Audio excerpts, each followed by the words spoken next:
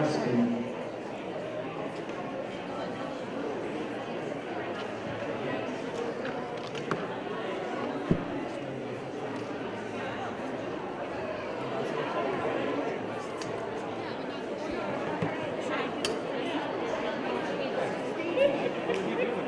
Whitman Will is a collaboration of teachers, students, administrators, police, fire, and community members from both the towns of Whitman and Hanson, who have joined efforts with the Brockton Area Opioid Abuse Prevention Collaborative to bring educational programs to our community around substance abuse and destructive decisions. Tonight we have a two-part presentation. The first part of our presentation, which is sponsored by Whitman Will, is Taylor's Message by Kathy Meyer, a parent who lost her daughter to alcohol and a poor choice. Following the presentation will be a panel discussion featuring adolescent treatment Stacy Lynch from Castle, which is the High Point Treatment Center. Law enforcement, Chief Scott Benton from Whitman PD, and our SRO, our School Resource Officer, Officer Bill Frazier from Hanson PD. A recovering adult, Mary Cunningham, and from Recovery High School, Ryan Morgan, who is the principal of Independence Academy. Before I proceed introducing Kathy Meyer, I'd just like a few important people to stand up who have supported this program and this collaboration from the Brockton Area Opioid Prevention Program. Dr. Ruth Gilbert Whitner, our Superintendent of Schools. Our two Assistant Superintendents, Ellen Stockdale and Pat Dillon, are in the crowd. From Whitman Middle School, George Farrell and Mike Grable, Principal and Assistant Principal. Our Athletic Director, Bob Rogers. Our Director of Guidance, Ruth Garrigan. And members of her staff are in the back helping out. From Whitman PD, Chief Scott Benton. Officer Kevin Harrington. From Hanson PD, Chief Mike Mix. And Bill Frazier in the back. At this point, I'm going to turn it over to Kathy Meyer.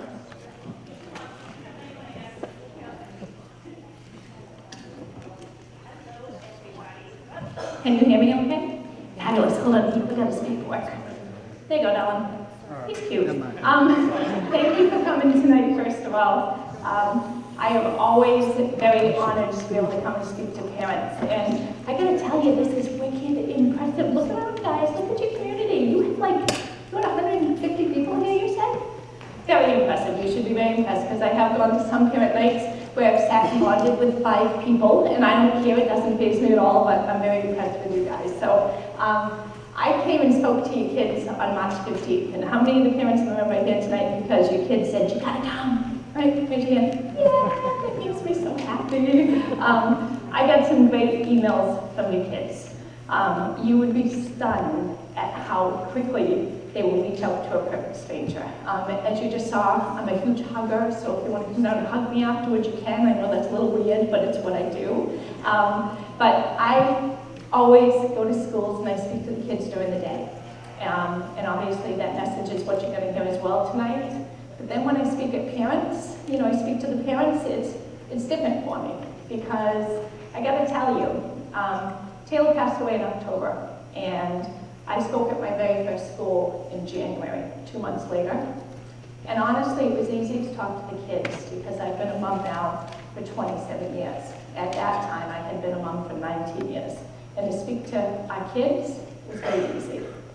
But when I had to come speak to the parents at night, it was really difficult because I had to stand up here and tell each and every one of you that my daughter passed away because of poor choices to binge drink. And as a parent, that was really, really hard. But you know what, guys? Every single day, there's someone out there learning something new because of Taylor. And as a parent, lots of things that I wish I did differently. And I do have 2 other children, thank God. I had a 10-year-old at the time, Logan, and my oldest son was 19 and Taylor was 17. And I can share with you, I raised that 10-year-old Logan a lot differently than I did with Tay. And I'll share a lot of that with you tonight as well. But the first thing I always say is when I talk to your kids at night, during the day, I don't preach to them. I literally just get up here and I say, you know what, guys, I just want you to learn, and I want you to learn from Taylor. But the first words that always come out of my mouth is this. I always tell them that I don't want them to picture me as Tay's mom up here. I want them to picture me as you guys. I say I want you to picture your mom, your dad, your aunt, your uncle, your grandparent, your guardian, whoever it is that truly, truly, truly loves you, and I want you to picture them standing here. And I can share with them that you probably couldn't do it.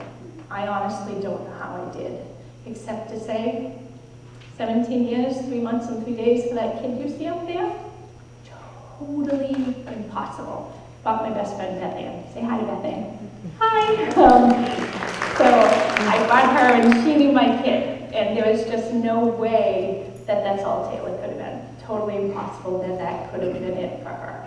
So I had to give it a purpose, and I know that Taylor helps me every single time I speak. And I always bring two things when I speak. I always bring her senior picture, because I want you all, where are my parents with seniors in the house, right? Raise your hand. Yeah, isn't it lovely? Yes. So Taylor was a senior, so when I speak to your kids, I want them to realize the age. I just want them to see that she was doing exactly what they were doing. And I don't know about you guys, but Taylor went in August and took her senior pictures. I remember sitting on my couch while Taylor went up and down the stairs to try on different sweaters. And my kid was not a sweater wearer, it's just not what she did. And she came back and forth, up and down, trying all these cute little prissy sweaters. And we decided on that one. But that's not my kid. Just like your kids, my kid would not take showers for days. She would go to school. Yes, I love the laughter, because we all know. I always comment on the bun chicks, and I saw my first bun chick somewhere tonight. I always comment when you kids come into the auditorium, the girls with the big buns, and I always say, I love your bun. And I'm very careful to put my hand up, because I don't want them to think of, I love your bum, just awkward. So I always put my hand up and I say, you know what? I love the buns. And they look at me like, who is this woman? Because I'm always at the front of the auditorium every time I speak. And they think I'm some substitute. They have no idea that I'm there to speak to them. Long-haired boys, love long-haired boys. I talk to them all the time. I'm always trying to get my kid to grow his hair, Logan. He finally is doing it. He pre-signed for the Navy, so he's trying to grow it now. Talk to the long-haired boys, big baggy sweatshirt girls. Taylor wore them all day long. She stole them from the guys in the room. She never returned to anything, big baggy sweatpants. That's my kid every single day. And that's why I bring these pictures for your kids to see. I want them to see the real Tay. Taylor was a cute little mess. And I bring these pictures because I want them to see that she played softball. But that's my kid all day long in a baseball cap. But mostly I bring this picture too, because that's my family today. And I let them realize Taylor's not in the photos anymore. But when I go to schools, I constantly have this smile on my face. I wake up joyful every single day. I'm probably the happiest, joyous human you will ever meet. Beth Ann can attest for that, right? Yes, okay, good. But I let you kids know that I have a fabulous, wonderful life. I am very blessed. But on October 18th, my world totally changed. And I had to decide to be happy.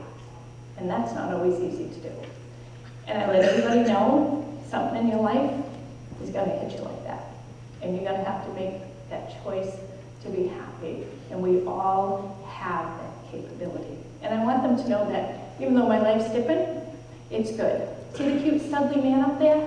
Yeah, the guy that I look like I married up in the right corner? That's Chris.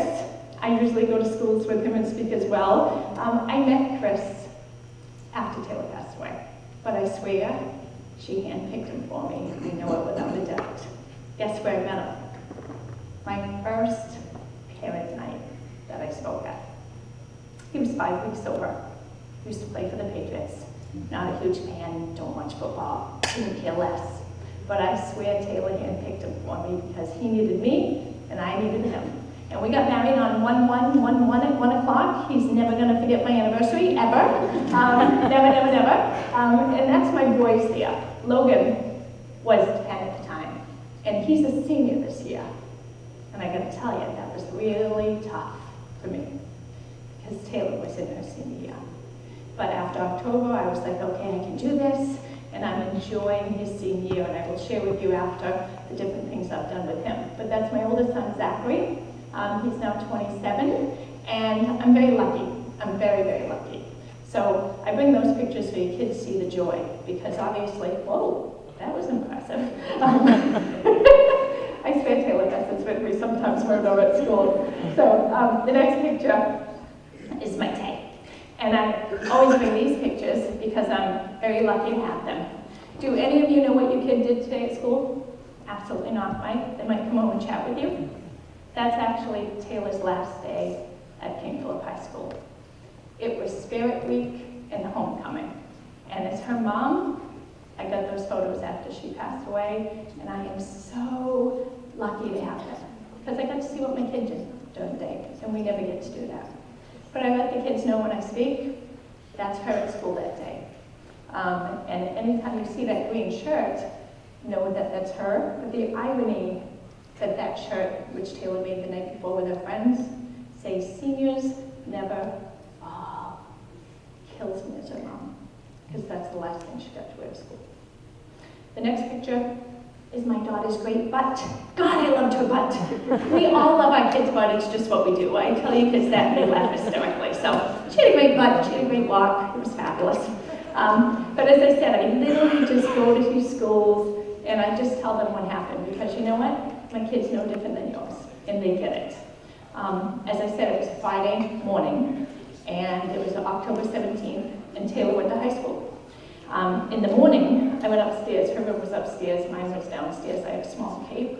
And I went upstairs to chat with her because I needed something, and she was doing her hair, getting herself ready.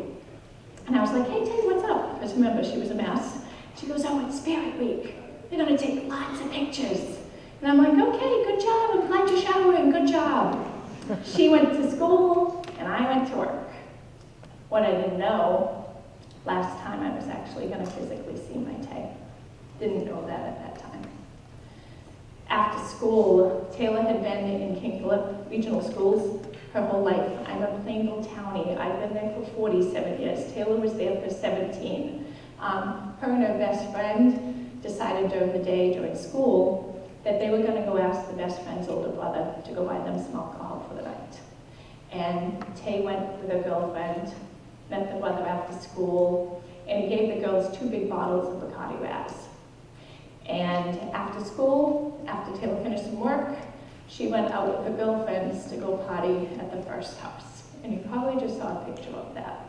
The girls were playing in the basement, the mom was upstairs in the kitchen, and the girls were playing card games, doing shots.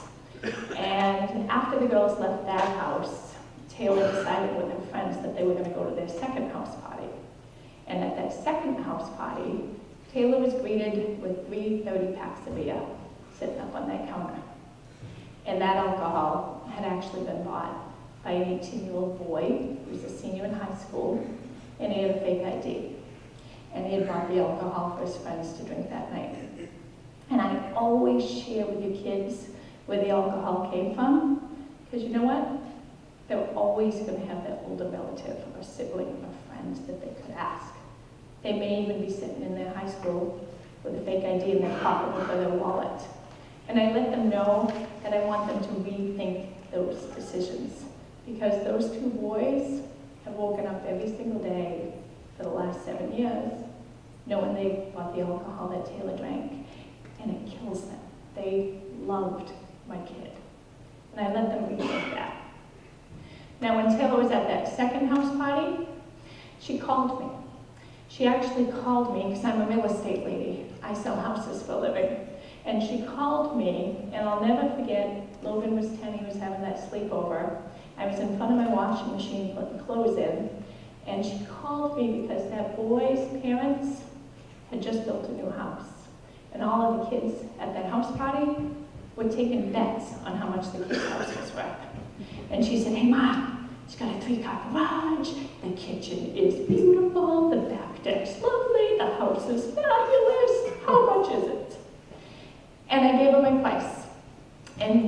She was like, yes, I won the bet. And I said, Taylor, of course you won the bet. You've been in the backseat of my car for the last 15 years selling real estate with me. You better know your numbers. And I hung up the phone, told her I loved her, hung up. What I didn't know, it was going to be the last time that I actually spoke to Tay. Because you see, she was having a sleepover. She was going over a friend's house like she had done a million times before. And know what I let the kids know? I let your kids know that I didn't call her that night to check up on her. I didn't call the parents to make sure Taylor was going to be sleeping over there, and they knew that. Huge regret as a parent. Huge. Please don't assume. I assumed because she had done it a million times before. So as a parent, I let your kids know when you call them, you want proof, you want to talk to the parents, you want to know everything. I let them know it's because you're trying to keep them safe. And they get it. It's like the biggest get out of jail free card your parents could ever ask for. But you know what? I've called every single time for Logan. Huge regret. Now, Taylor was at that second house party, and she spilled a beer. She took off that famous sweatshirt, I was told, and she wiped up the floor with it. Now my daughter proceeded to go to a high school football game, 7 p.m. halftime, with just a tank top and a pair of jeans in October, 30-degree weather. Now my kid went with her friends to the football game, and Taylor was a little social butterfly. Like I told you, she played softball. She actually jumped up on the bleachers, and she sat next to one of the parents of one of her softball friends. And Taylor was a chatterbox. She sat there and chatted with this woman the whole time, and guess what happened? That poor woman at Taylor's funeral had to come up to me, say, Kat, I gotta talk to you. I talked to Taylor that night. I really want to talk to you. You see what happened is Taylor jumped up on those bleachers and chatted with her, and she knew that Taylor was drunk. But she called, she spoke to Taylor, and she said, hey, Tay, are you driving? And Taylor said, no, I'm not driving. And then she proceeded to let Taylor just leave because she thought she was going to be okay. Huge regret for that woman. Please, anytime that you ever see somebody like that or one of your kids' friends doing something that you think that a parent should know, I want you to know, please make that phone call because that woman wishes she did. But you know what else? You got to be willing to take the phone call. So many parents won't reach out like that because they're afraid of being that tattletale, and that's not the case, guys. You want to know. So please co-parent together. Always make that phone call. And I'm going to share with you a story about Logan later and let you see why that works. Now, when Taylor left that day, King Philip won. Highly unusual. They had a bad football team at the time. What Taylor decided, she was going to go party some more with 22 of her friends. And where Tay went was actually into the woods. And we know every town I could go to, there's always that place the kids can go to. Taylor's friends decided they were going to go to an old airport that hadn't been used for years.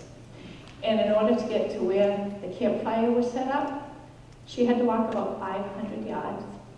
The first 200 yards she took was down in a field that was actually grass grown up to her knees. The next 200 yards Tay took was down the old airport runway. And the last 100 yards that my Tay took with her friends, it was 9:30 at night. They opened up their cell phones for lights. There was not a flashlight app 7 years ago. They opened up their cell phone light, and they went through a pathway of trees to be able to get to where the campfire was set up. Now, I was told that they had been drinking the leftover beer at the campfire, and Taylor had a stupid fight with one of her girlfriends. Girls, they fight about the stupidest things all the time. It's normal. Taylor got up. She was drunk. She was supposedly stumbling. And my kid started to walk away down a different path that actually would have led her deeper into the woods. And you know what 22 friends did? They all laughed. They all laughed because they thought it was funny. Guys, they weren't doing that to be mean. They were all drinking. They were making poor choices.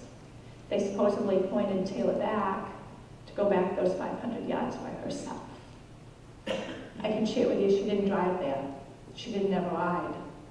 The last phone call that Taylor made, 10:57 p.m. She called her best friend, Courtney. When Courtney talked to her that night, all she could hear was noise in the background, and she could hear Taylor saying, airport, airplane. That's all she could understand. She said to Tay, she goes, Tay, you gotta call me back. I don't understand what you're saying. That was the last phone call Taylor made. And I make sure your kids realize that. I make sure they realize that Taylor's worst state, she didn't call her mom. And I asked them to do that, please. Now, you gotta remember, Logan was having that sleepover. I went to bed. I woke up in the morning and I decided I'm gonna paint my dining room walls. I am not domesticated. Trust me, why I was doing that day, I have no idea. I go back and forth to Lowe's. I'm trying to call Taylor, because the first time I went back, she wasn't home. She always came home first thing in the morning. Whenever she slept over at a friend's house, she was always back first thing. Now I start calling her phone. 9, 10, 11, 12, goes right into voicemail. Highly unusual. She never let her phone die, ever. Now at 12, I start calling her friends. When I get a hold of Courtney, she told me about the drug phone call. She said, Mom, I'm really worried. She was really, really drunk. Now I call and I finally get a hold of the girl whose house she was supposed to sleep over. And it was 2:30 in the afternoon. And I say, honey, where's Taylor? She said, I don't know, Mom. She didn't sleep here last night and her car is still in my driveway. That poor girl had been calling Taylor all morning. She knew something was up. But guess what? I let you kids know. She didn't call me, Tay's mom. She was afraid to get Taylor in trouble. So I let them know if there's anything that's off, please just make that phone call because you never ever know. It could have been hours that we could have been searching for Taylor. But on another note, Taylor's car was sitting in that driveway all night and all morning. Those parents hadn't questioned it. If ever something is off, guys, just make the phone call, please. Now it's Saturday, 2:30 in the afternoon, and I go pick up this girl. I see Taylor's car, and we drive to Norfolk. We go to the police station first to pick up the policeman, and then we drive to the field. I had to walk that 500 yards, and I knew it wasn't good. Now I asked you kids to picture this. I asked them to picture 600 people. Policemen, firemen, rescue workers, helicopters, heat lamps, dogs, scuba divers, and boats, because there's a stupid river that goes through this airport. And I asked them to picture it searching for them. And they get it, guys. They get it. Now I asked them to do this. I asked them to picture it's 11 p.m. and you are pulling into your driveway and you have no idea where your kid is. And they get it. I had to do that. They did not find Taylor Saturday night. Now it's Sunday morning, the search starts again, and the only thing they find of Taylor on Sunday is her stupid moccasin shoe. Girls wear them in schools. Everywhere I go, I love to see them. It's the only thing they found on Sunday of Taylor. I have to go back home Sunday night to my nice warm house. It's 30 degrees, it's freezing. By now, my kid would have sobered up. She could have had a cracked open head, broken leg, wouldn't have mattered. She was the toughest kid you could ever imagine. She had the best sense of direction. She was the only reason why I ever got around Disney. And I just knew that something was wrong, guys. You have no idea. Monday morning, the search starts again. And I'm sitting on the ground, and I'm praying like I've been doing for 3 days now. My brother-in-law is a captain of a local fire department, and poor Scotty had to come up to me and he picked me up, and he said, "Kathy, we found her, and she didn't make it." Those guys are the worst words you could ever hear. I let your kids know that. They have no idea how much you love them and need them. They have no idea. When they found Taylor, she had actually drowned in 2 feet of water, basically a bathtub. She had crossed a river up to her chest in the freezing cold. She had walked in mud up to her knees. She had no shoes on. She had scratches all over her body and face, and she was all alone, laying over vegetation. And as her mom, I can only pray that she fell asleep. Guys, I let you kids know she didn't die of a brain tumor. She didn't die of a drunk driver. She died of something 100% preventable with good choices, not drink. 100% preventable. And they get it. You know, I asked your kids to picture me as you at first. Now I ask them to do this. I want every kid in this room to picture you being one of Taylor's brothers or sisters. And I always say, raise your hand, how many of you have brothers and sisters? And they all raise their hands. We procreate like way too much. Woman in the back with 4 kids, you're crazy. I know, I think 4 is crazy. I had 3, like 4 is so much more. But you know what, they have brothers and sisters who love them. And I say, you know what? You have no idea how much they love you. Do you know what my 10-year-old said to me after Taylor passed? He said, "Ma, you know what I miss most about Taylor?" And I was thinking I was getting something fabulous. And he said, "I miss the fact that she was so loud in the morning when she got ready that she was my human alarm clock. I didn't even have to set the alarm. I would get up, she'd wake me up, I'd run downstairs to sit on the couch with her and chat with her, and she had no idea how important it was to him." And I let you kids know that. They probably do that for their little brothers or sisters. My oldest, Zachary, 19. Taylor, 17. His friends thought she was kind of hot. He didn't like that at all. They didn't get along great. They had that love-hate relationship that we usually do with our siblings when we're younger. And do you know what poor Zach had to say to me at a funeral?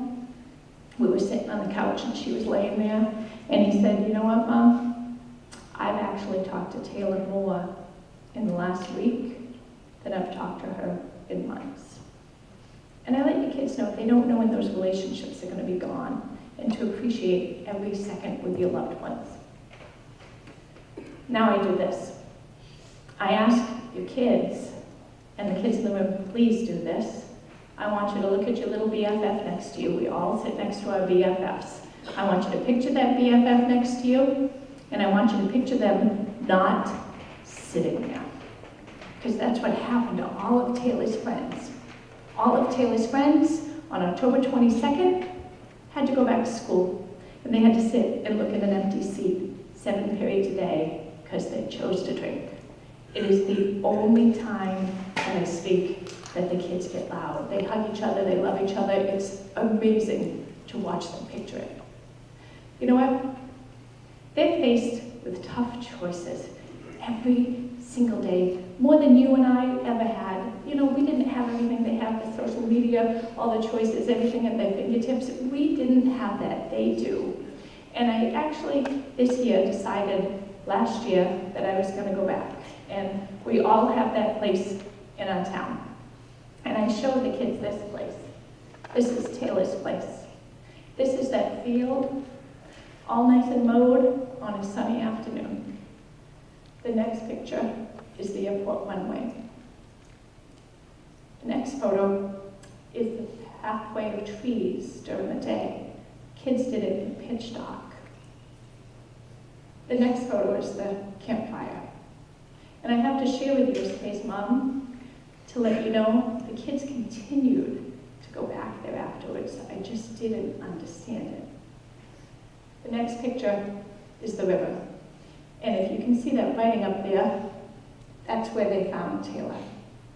I am standing on a bridge taking that picture. And do you know what the detectives told me? They told me they believed Tay could see the street light. She was fighting to get to the street light. And that's how close she got. The next picture is an aerial view. I'm standing at the campfire, taking this Google Earth. The blue dot is where the campfire was. My kid had to walk through all those trees. She had to walk through that river, and she had to walk through mud up to her knees, and she was found in that small little box, all by herself fighting just because of the alcohol in her system. It's totally ridiculous. I walked that walk 6 months after Taylor passed away because I needed to know what she went through. I went with a detective. I put on a bodysuit, a life jacket, zipped from my feet all the way down to my hands protected. And I gotta share with you, it was the toughest walk I ever had to do in my life. And I knew I was safe. I was with something. And she was doing it all by herself, guys. The next picture is the worst picture in the world. That is me on the ground, collapsed, after I was told. That's my oldest son, Zachary, comforting me when I should be comforting him. It's my sister, my niece, my poor brother-in-law who had to tell me, and my other sister praying over me. Thank God she did that. Guys, I let you kids know they don't want that to be you because of a stupid choice to drink. The media had been there for days. They had put this in the news. Thank God I saw it, and I had them take it down so my mother didn't have to see it. You just don't know, guys. The next picture is our funeral. That's my youngest son and my oldest son on the far left. And I let you kids know, you know what? Do you think that those girls, when they started partying that night, that they ever thought they would be here a week later? Absolutely not. We just never think something like this can happen. We just don't.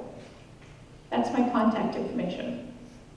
I have been giving my email out since the very first time I stood up in front of a kid and just basically bawled my eyes out. I gave them my phone number. I said, call me. If ever you need anything, just call me. And your kids will write to me about everything. They write to me about drinking. They write to me about drugs. So many of your kids don't do that. It's such a blessing. They write to me about bullying. They write to me about suicide. They write to me about self-harm. They write to me and they tell me they didn't realize they were so loved. As a parent, that kills me. Like, how do they not know that? We tell them all the time. They don't realize how important they are. And I'm going to share a couple of emails with you. And the first email is from a girl actually, and I have to get my glasses out because I'm 47 now and I'm getting really old. Yeah, I know there's people older than me. I don't like being blind. Okay, ready? But the first one is this. It says, today you visited my school, and I think I speak for everyone that was in the room when you say you left me speechless. I want to begin and say thank you for your great courage and honesty when speaking to my friends, because in those words, you changed my way of thinking. When you introduced Taylor, I was staring at the pictures of a beautiful girl and a happy student, much like me and many of my friends. However, when you asked us to begin to picture ourselves as this beautiful girl, I immediately got chills. I pictured my mother standing in the place you were, a beautiful and strong woman much like yourself. I was then overwhelmed with tears. Seeing those pictures of Taylor and thinking about her story you shared, how could something so unthinkable happen? How could one bad night decide the fate of a young girl, much about my age? I am the youngest in my family, and family is the most important thing in the world to me. Everything I do in my life, I hope to be able to dedicate to them someday, as well as my mother. My mother and I tell each other everything, and we rely on each other for everything. Her strength and her wisdom never ceases to make me into a stronger person, as I'm sure yours influenced Tay. Trying to put myself in Tay's shoes, I don't think I could muster the courage to ever call my mother in the same state as Tay. When you described Tay as a fighter, a strong girl who could pull herself through anything, I could again relate. However, after experiencing only a narrative of Taylor's horrible night and seeing the true effect of her loss, I know in my heart that making that one call will never just be an option. It will always be the answer. I am so honored to have heard your story, and it has truly shaped my life forever. The ever-present love between you and Tay is one that will live on forever, as well as change lives. Speaking for myself, The love between you two will inspire and affect my life for years to come. Thank you, Mrs. Sullivan, for teaching me a lesson no one else in the world has ever taught me. A true, unbreakable love between a child and a parent, and how fragile life can be. Our kids are pretty amazing. Perfect stranger. And this is how she felt, guys. The next email is my favorite. It's actually from a mom. And this mom wrote to me on Facebook. And I have to share with you guys, I didn't have a Facebook when Taylor was alive. Do you guys remember MySpace? Kids remember, like, what's MySpace, right? Yeah, MySpace was huge then in 2008. And when Taylor was about 14, she asked me if she could have a MySpace. I said, well, of course you can, Tay. You get a MySpace, I'm gonna get a MySpace. I'm gonna befriend you, I'm gonna befriend your friends, and I'm gonna watch everything you do. Go right ahead, get a MySpace, right? But guess what, guys? I was not afraid of what Taylor was doing. I was afraid that some man, some pedophile, was gonna come get my cute little blonde thing. That's all I was afraid of as a parent. I didn't have Facebook. Taylor did. And do you know what her status was for the night? Homecoming. Getting shattered. I should have had a Facebook. I should have seen that. And I did. Huge regret. Logan, any type of social media that boy's had, I have been on him 24/7. You need to have your kids' social media. You need to check it. You need to check their friends. You need to keep an eye on everything they do, because you know what? Great kids make stupid choices all day long. So do we. I got a Facebook after Taylor passed. And this woman wrote to me, and this is my best email ever. And she wrote to me and she said, I don't even know how to begin my message to you. On November 15th, my 15-year-old son James was rushed to the hospital. He was passed out on the side of the road with a blood alcohol level of .308. You gasp. When I go to schools, kids gasp at that number. But I try to make them realize if they're drinking what Taylor drank that night, you can get there in a second. It says 20 minutes later, I was at the side of his hospital bed when his lungs began to fail, and they put a tube down his throat. They attached my son to a respirator, where he remained in ICU for the next 20 hours. I thank you and Taylor for helping my son. James's friends were unable to keep him walking and moving. They panicked when they were kicked out of a party and James was lying on the road. But two of his friends, they stayed with James. They took his cell phone out and they called me. They called me and they told me later that night they stayed with my son because they remembered what you said when you spoke at Walpole High. Not to leave your friend behind, to always have each other's back. Your words, I have no doubt my son would be dead. Your words were in their head, and if it wasn't how you reached these boys, I know I would have lost him. They were having fear of getting in trouble with the police, but your story was in their heads. I want to thank you from the bottom of my heart. I thought I was losing my son a few times that night, and I am beyond grateful that he is here, and I cannot express how much gratitude I have for you and Tay. 100% that kid's alive today because of my kid. No questions asked. But I let you kids know, this isn't about me. It's not about Taylor. It's not about my family. It's about them. And it's about them realizing that they gotta make good choices for themselves. But you know what? They don't always do that. And we just don't understand it. And remember I told you that I parent differently now? I parent 100% differently. You have that rite of passage, oh, the kids are gonna be kids, it's okay, as long as they're safe, I'll keep them safe in my house. You can't do it, guys. You just can't do it. You have to have a clear message for them. And I've had a very clear message for Logan his whole entire life now. Do you know my kids? So is Whitman-Hanson Regional School, obviously a couple of towns, right? King Philip's is regional school. We have 3 towns, Plainville, Lincoln, and Norfolk. My kid, is there any 7th graders here? Awesome, no? So my kid was in the 7th grade. So when Logan passed away, he was in the 5th grade. I mean, when Taylor passed away, God forbid, he was in the 5th grade. So he had friends that protected him from people. They all knew who Logan Meyer was. Logan went up to the regional school in the 7th grade, and we think 7th grade, they can't be doing anything in the 7th grade. What are they, little babies still? Do you know what my kid came home and told me? So Logan's up in the 7th grade, he's got all these newfound friends, and he came home in the 7th grade, and he goes, hey Ma, guess what happened today? I'm like, what, Logan? Right? And he goes, well, he goes, I was at school, and my friend said to me, hey, we're going over to so-and-so's house to drink tonight after school, you want to come? And do you know what my little boy said? My little boy looks at this kid and he goes, well, obviously, you have no idea who I am. I was like, yes! Right? So Logan looked at this boy and he goes, Taylor Meyer was my sister, and I'm going to learn from her.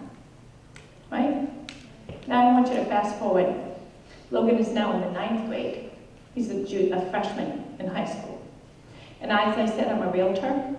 So I'm at an open house one Sunday afternoon, and I get a phone call. And I get a phone call from one of Logan's friend's parents, who I know very well, Kristen. Her son, Raheem, love them. And Kristen says to me, hey, Kath, are you home? I want to talk to you about something. And I said, well, I'm at an open house. What do you want to talk about? She goes, no, I'd rather be in person. I'm like, well, no. Like, what are you talking about? So she goes, Logan went over to his friend's house this weekend. And I said, yeah. And she goes, well, his mom ended up finding some pot in his trash. I was like, what? So I said, yeah. And I said, well, thank you for telling me. She goes, I know you're about knowing things. You know, I really think you want to know. I said, absolutely, thank you for telling me. Right? So now I call up my hubby. Now, mind you, this kid lives in a sober house, okay? His stepfather's been sober for 7 years. I stopped drinking after Taylor, not important to me. Met Chris, don't drink in the house. The kid sees me do this. I mean, he's never come, but hello, he knows what we do, right? So now I call Chris and I go, hey, listen, go up in Logan's room. Look what just happened. So I said, call me, go look for anything, search for something, right? He calls me back 2 minutes later, and he goes, Kathy, you're not gonna believe what I found. And I'm like, what? What did you find? And he goes, well, now, you guys know those beats the kids have, the big music things, the boom, boom, boom, you know, the headsets, right? Do you know that beautiful case that we all bought for them? Right? Beautiful, yes. It was on the side of Logan's bed. It was filled with this gorgeous glass blind that he had bought online ever so resourcefully, filled with pot and debris and whatnot. My kid looked like he was a professional smoker, right? And Chris called me and he goes, you're not gonna believe I found this. He sent me a picture and I was like, oh my God, right? So now I do this. Logan goes to his dad's house. I've been divorced since the kid came out of the womb, literally, right? So he's been going back and forth for 15 years. I know there was little graphics. The first time I've said that. so I've been divorced forever, right? So Logan's over at his dad's house for the weekend. So I called Logan and said, hey, what time are you coming home? And he goes, oh, probably not till like 6. And I said, you know what? I'm gonna pick you up. Now mind you, 15 years, never picked up the kid once. He's like, everything okay? I'm like, yeah, it's fine. I'm just gonna come grab you. I'm near you. Nowhere near the kid. So I get in the car and I go get him. Now, we know our kids are gonna know, like they all have cell phones. He's gonna have found out by now, right? Someone's gonna have told him. Well, he gets in the car and I can tell my kid has not a clue, right? He gets in the car and he's like, hey Mom, what's up? I said, hey Logue, well, quick question. Now I want everybody in the room to fast forward 30 days before this. 30 days before this, I was at my house. My niece Debbie is she's almost my age, she's 5-6 years younger than me. She has kids my kid's age. And Debbie called me and said, hey Kath, I want you to keep an eye on Logan. He's wearing a lot of that Axe. You know, the deodorant spray? I'm like, what are you talking about? He's been wearing that Axe since he was like 10. She goes, no, I think he might be hiding. It smells pot. And I'm like, uh-huh. So Logan gets home and I say, hey Logan, Debbie thinks you're smoking the pot, wearing a lot of the Axe. He goes, I said, are you smoking pot? And he said, God, no. And I said, oh my God, hee hee ha ha, we all laughed, right? 30 days before. Now I'm in the car with him. And I said, hey Logan, I said, do you remember 30 days ago when I asked you if you were smoking pot? And he said, yeah, I remember. And I said, okay, do you remember what you answered? He goes, yeah. I said, what did you tell me? And he said, I told you no. And I said, yes, you did. And I said, so this is what we're going to do. I'm going to ask you the same question, and I want you to remember, honesty, best policy. And I said, Logan, are you smoking pot? And he said, yes. And I said, Logan, why didn't you tell me that 30 days ago? And he said, well, Ma, I knew we'd have to have this conversation. I had to give him that, right? So I said, yeah, Logan, we're having this conversation. So I said, Logan, what are you thinking? He said, what are you thinking? And he goes, Mom, I promise you, I will never, ever drink till I'm at least 21. The thought of it makes me sick to my stomach because of Taylor. And I looked at him and I said, look, what don't you get? It's the same thing. If you're high or you're drunk, you can't make good choices for yourself. It's the same thing. You know what my kid said? Mom, I don't smoke that much pot. Some of my friends do. I'll never get that high. And I looked at him and I said, Logan, how are you going to know? And he said, my friends will tell me. And I looked at him and I said, really? Did Taylor's friends tell her she was drinking too much? And he shut up. And I said, you know what, Logan? We all make mistakes. I'm okay with that. I drive with my foot up on the dashboard, don't do it. We make stupid mistakes. So I get him in the car and I said, hey, Logan, am I going to find anything in your room? And he was very honest. He said, yes, you're going to find this. And I said, well, I already found it. Thank you for being honest. Now we're driving home. And I want you all to picture this being my street. Right? I'm on the road and I'm driving. And I drive by my street, and Logan's like this. Where are we going, Ma? And I pulled into my local police department. Right in the driveway. And he looked at me and he's like, what are we doing here? And I said, well, Log, I found your paraphernalia, and I don't want it in my house. So I'd like you to go in, it's in my glove compartment. Yes, no, I shouldn't have been driving you with it, but whatever, I wasn't thinking. So I said, it's in the glove compartment. I said, I want you to go bring it in to Officer Rocket, your school resource officer. And he looked at me and he's like, oh my God, I don't want to do that. And I said, you know what, Log? I don't want you smoking pot. And I'm okay with mistakes. But until we're accountable for our actions, we don't change it. He's waiting for you. Go on in. He went in, grabbed it. He stayed there for 3 hours. I love my local town. He stayed there for 3 hours and chatted with the police officers. And you know what they told him? They said, you know what, Log? Your mom just made your high school career really easy. Because you're not going to smoke anymore. Because she's going to drug test you. And hopefully you don't want to drink because of your sister. And I can share with you, he has had a very successful high school career. I have called every single time he's decided to go somewhere. I did catch him once thinking he was going somewhere and no parent, and I was like, nice try. He had one of the girls call, hello, yes, I'm Mrs. So-and-so. I'm like, are you kidding me? I'm like, nice try. I made him stay home. It was a New Year's Eve party. Do you know what happened at New Year's Eve party? House party got busted. I love being right. So anyways, you have to do it. And you know what? They don't get it. And I always say every single time I speak, Taylor handpicked somebody, no questions asked. Quick story for you, and I know we gotta get moving, so quick story on this. I go to schools, and as I say, I connect with your kids when I walk in the door. I actually spoke at Millis High School once, and what I didn't know as a GPS chick, that's how we get everywhere, I didn't know that I was gonna have to drive by my worst nightmare. I had to drive by the airport, I had to drive by the arena, I had to drive by everything. So by the time I got there, I was a mess. I could barely speak. I had no idea how I was going to stand up and talk to these kids. I went in. Millis is very small, not like this. This is beautiful. Very small auditorium. I put the stuff up, put them up on the screen, and I ran out of that auditorium because I couldn't even think about talking. When I was out in the hallway, I said to this boy, can you show me where the bathroom is? And he said, sure. And I said, hey, I'm Kathy. He said, hi, I'm Cameron. And he brought me to the ladies' room. I go in there, blow my nose, wash my face, come back in. When I got back into that auditorium, I didn't connect with a single kid. They were all sitting down in their seats. Didn't connect to a single one of them. This girl, there's always that late chick. This girl was coming in, blonde, curly hair. She had a Dunkin' Donut cup. And I looked at her and I go, oh, Dunkin' Donuts. Love Dunkin' Donuts. My daughter and I drink it all the time. She goes, yeah, I don't know what it was, but I really needed this today. She goes, but I'm hiding it. and she had papers, and I used to bring Taylor's eulogy with me every time I spoke at a school, and I handed them out. It's up there on that screen if you want to read it. She had the eulogy, and she said, "I'm hiding it because they don't let me have it in here." And I said, "Go sit down," and she sits down.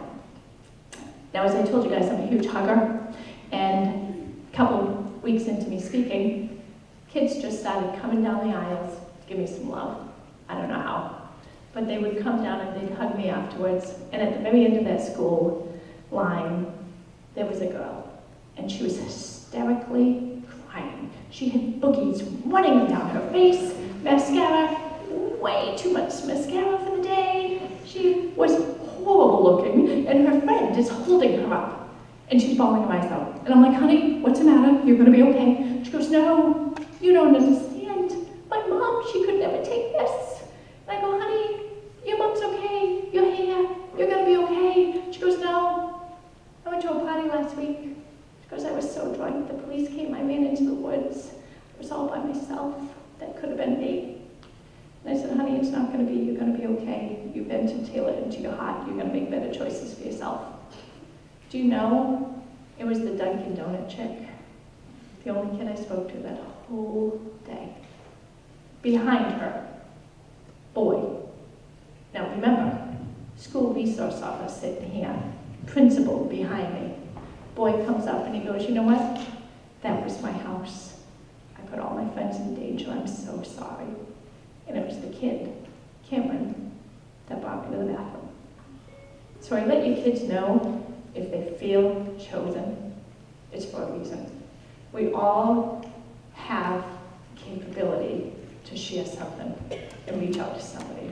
I let them know they have no idea how important they are. They have no idea. I had one girl write to me, and she told me that she had written 6 suicide notes. I went to the school, and she went home, and she ripped every single one of them up. And then she proceeded to write down everything that was wonderful in her life. School, prom, friends, everything, being able to go to college. And she said, "You know what? I'm going to look back at this in a year, and I'm going to be thankful." Guys, we have to talk to our kids. You have to share with them. Because you know what happens when I leave here? I take Taylor. Beth Ann's here, so I'll let her sit in the front seat. But normally if I'm by myself, I strap Taylor into the front seat of my car. I go to Dunkin' Donuts and they think I'm crazy. She's in the front seat with me, and I talk to her. And I say, "You know what? I hope we made a difference. I hope we made one kid know how important they are and how much their choices affect everybody." And I talk to her. But I let you kids know, I'm the only one talking. She doesn't get to talk to me anymore. Speak to your kids. Tell them you want phone calls. Let them know that they're going to be okay. I'm sure you also have noticed that I have a tattoo on my arm. And it's actually Taylor's face with her signature. And she's facing me because I have to see my kid every single day. It's the only way I get to them. And I let you kids know that you are right at their fingertips. Every single day they need you, and they get it. So please talk to your kids about everything. There is not one single conversation that you can't have with them. They want you to talk to them. Make them accountable. Do you know, after Taylor passed away, there was consecutive parties in our community, multiple times for weeks. And I'm sure you may remember me going to the Redmond Courthouse because I had bracelets for Taylor. And I went to Redmond Courthouse and I actually asked all those kids that were there for her bracelet back. And they gave them to me. They whipped them right off and they gave them to me. And I said, "That's not how you're supposed to be honoring Taylor, by continuing to go out and drink." Do you know, I sat in that Redmond lobby, very small lobby. There were parents all over the place with their kids. And do you know, not a single parent came up to me to say, "What can we do?" Not one. When all of Taylor's friends at that house party had to go to the courthouse to get their 8 hours of community service, their $50 fine, and they had to do 8 hours of community service, $50 fine, and they had to do a brains at risk program. Do you know, I sat there in the front row, and each kid had to come up in front of me. And do you know what hurt me the most? The media was there. The kids were taking papers and they were hiding their face because they didn't want to be seen on the news. Guys, what hurt even more? The parents were. We all should have realized what I would have done to be able to have Taylor sit next to me. It's all about a teachable moment. We're gonna make mistakes.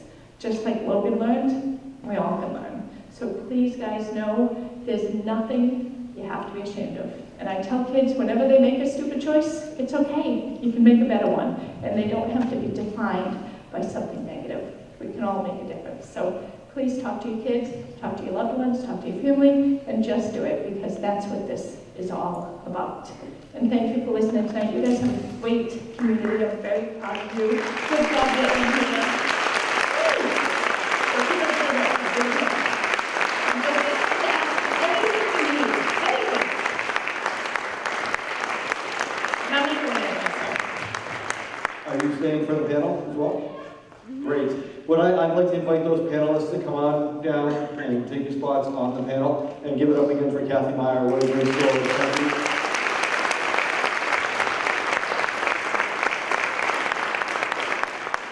So Kathy presented to our entire student body, our juniors and seniors, freshmen, sophomores.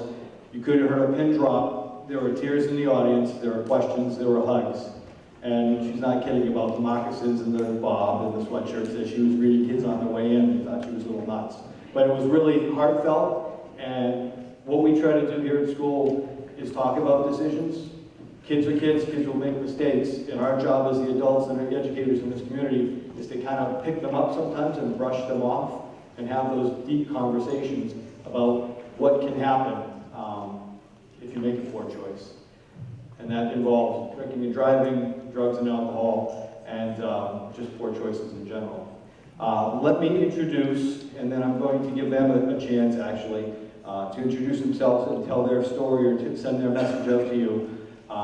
Mary Cunningham, our young adult who's in recovery, if you could just wave your hand. Stacey Ransom Castle. Ryan Morgan from Independence Academy. Chief Benton, Mr. Fraser. And thank you for giving us your time today in our community. And Mary, if you'd like to start.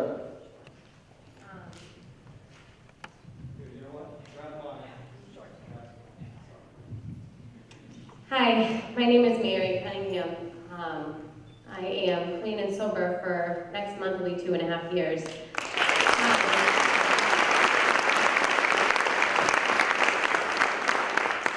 It is an honor to be up here, and I just hope that I can relay some sort of message of hope. Unbelievable witness. I thank you for that. So I'll just kind of begin with like a little brief history. I grew up in a great family, solid Catholic family. You know, we went to church every Sunday, and I have 3 brothers and 1 sister. You know, we had a lot of fun growing up. We faced, of course, some adversities, like many families do, that I took my whole life and I ran with it, and I played the victim my whole life. Anything to get out of taking responsibility for my actions, it was easier that way. But, you know, fast forwarding through school, I was challenged with all sorts of feelings and emotions that I didn't know how to explain, and I didn't know who I was. I was never, ever comfortable in my own skin. I was never comfortable with the person who I was, so I was like a chameleon. Anyone I hung out with, you know, was that group of friends, you know. I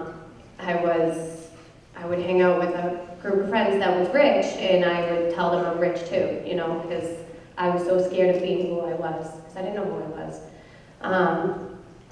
So I would always go from group of friends to group of friends, because I was never really settled. I was never comfortable with where I was at. I always wanted more, you know, more excitement. I was like adrenaline junkie. I wanted more. It was nothing, you know, just being was never enough. just to kind of give you a little history, I, did Irish step dancing for 9 years. I was a cheerleader. I played softball. I did all sorts of sports, volleyball for years.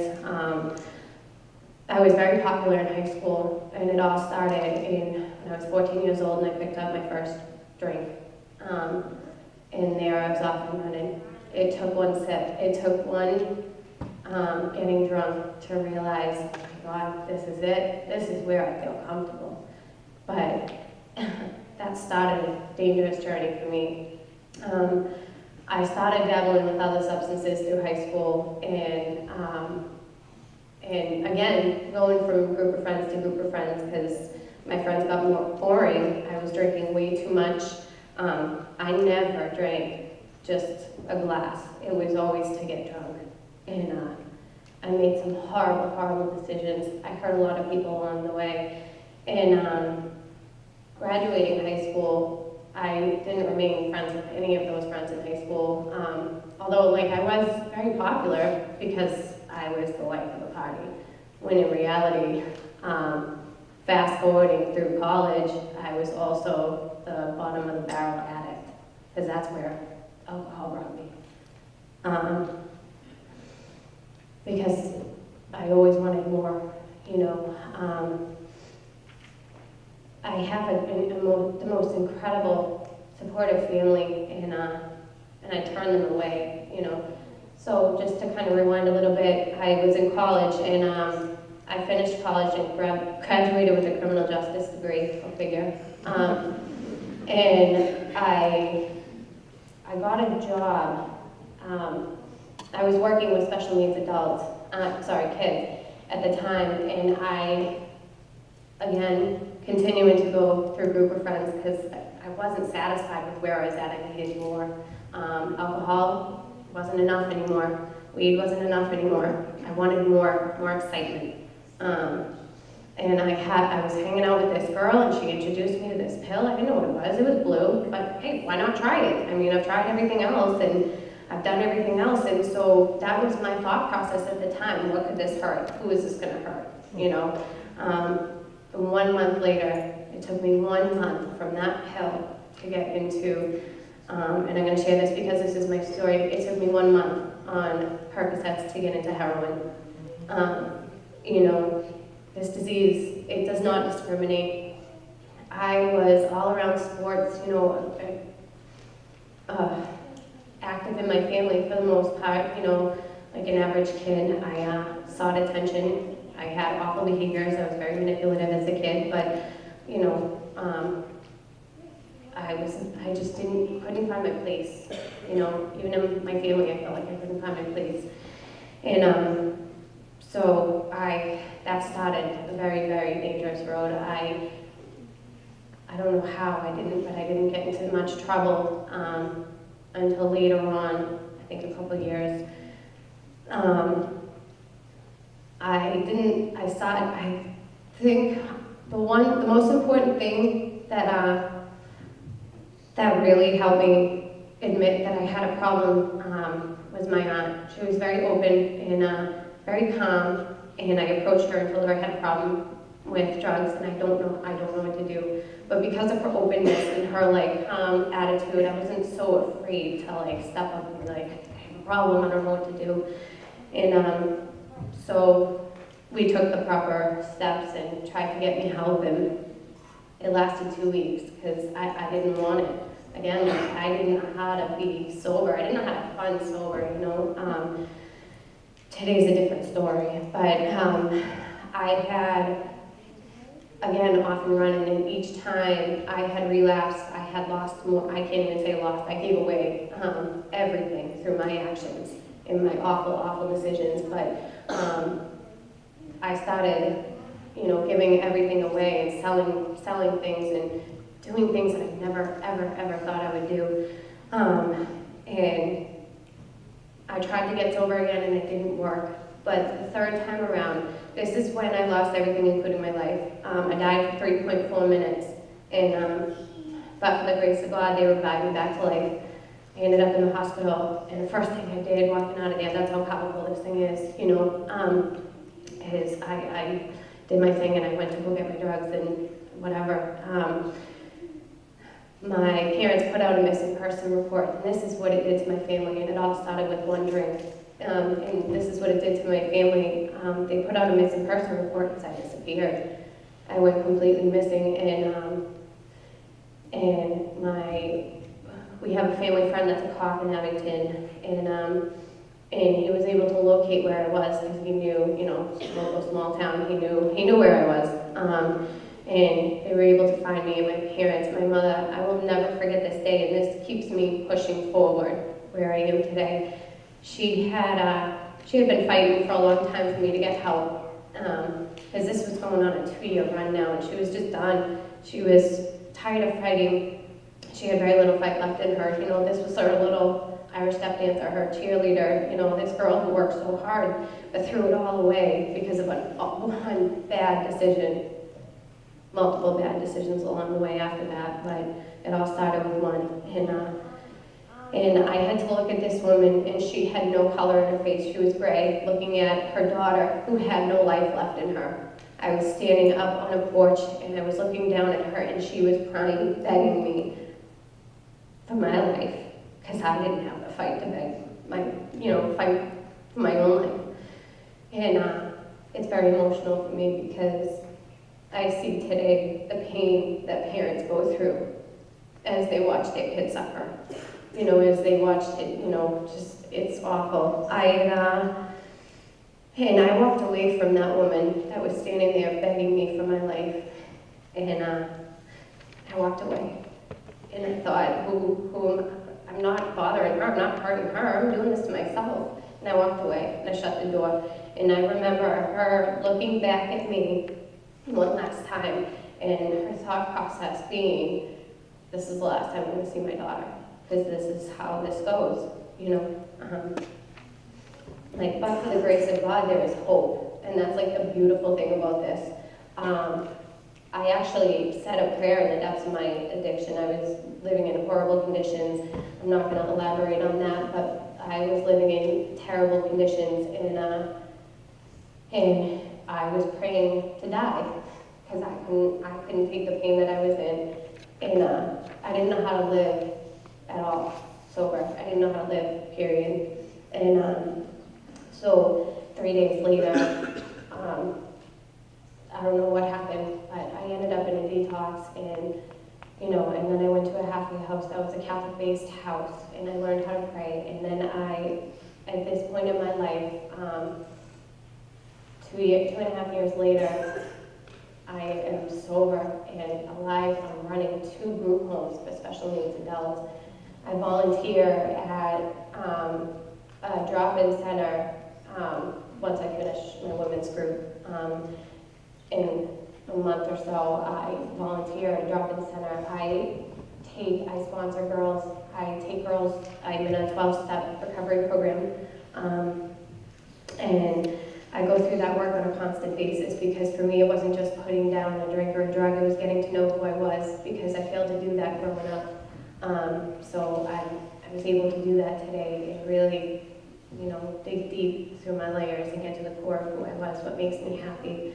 I have so much fun in sobriety. I'm going skydiving this summer. And, you know, this is an incredible journey, and you know, all I want to do, if I do anything today, is spread and share a message of hope. You know, you do not have to pick up a drink to have fun.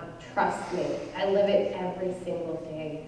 And if you think you are drinking to get drunk, or you think you're drinking to have a problem, or you have a problem in any way, even or a friend that does, please do not hesitate to reach out. You know, luckily I didn't lose my life to this, but there are so many people around me that are dropping left and right. I have lost so many good friends to this. But, you know, you don't have to take that road. Each and every person in this room has something so beautiful to offer. And I'm so grateful to be here tonight and to spread this message and share this message and share this night with you. Thank you.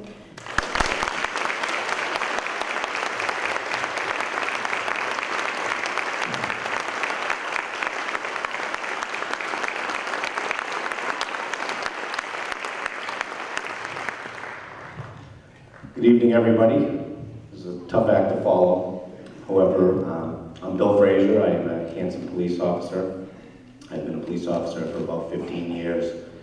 And what I normally do is I bounce around from school to school. I am the school resource officer for the town of Hanson, which means my typical day would be to start at the Whitman-Hanson High School. I would confide in this assignment act the assistant principal. I would see if there's any problems or any issues, or speak to the adjustment counselors and guidance counselors or teachers or kids or what have you. From there, I go to the 2 elementary schools as well as the middle school, and I pretty much do the same thing. However, one of my duties is I'm the DARE officer for the town of Hanson as well. And that is a 10-week curriculum that offers different subjects as far as bullying. We talk about social media. We talk about the do's and don'ts of social media. We talk about drugs, alcohol, nicotine, cigarettes. We talk about several things.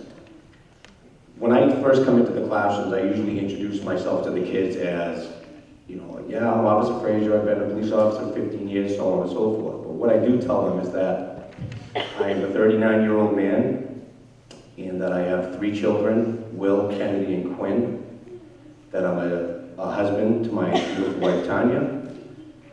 She's not in the audience, so I'm not trying to get any brownie points, but she does have to put up with me. But I tell them that I coach. A lot of them know me through the town. I coach several sports, whether it be t-ball, soccer, basketball, football, flag football. I do a bunch of things, so I'm pretty involved in the community.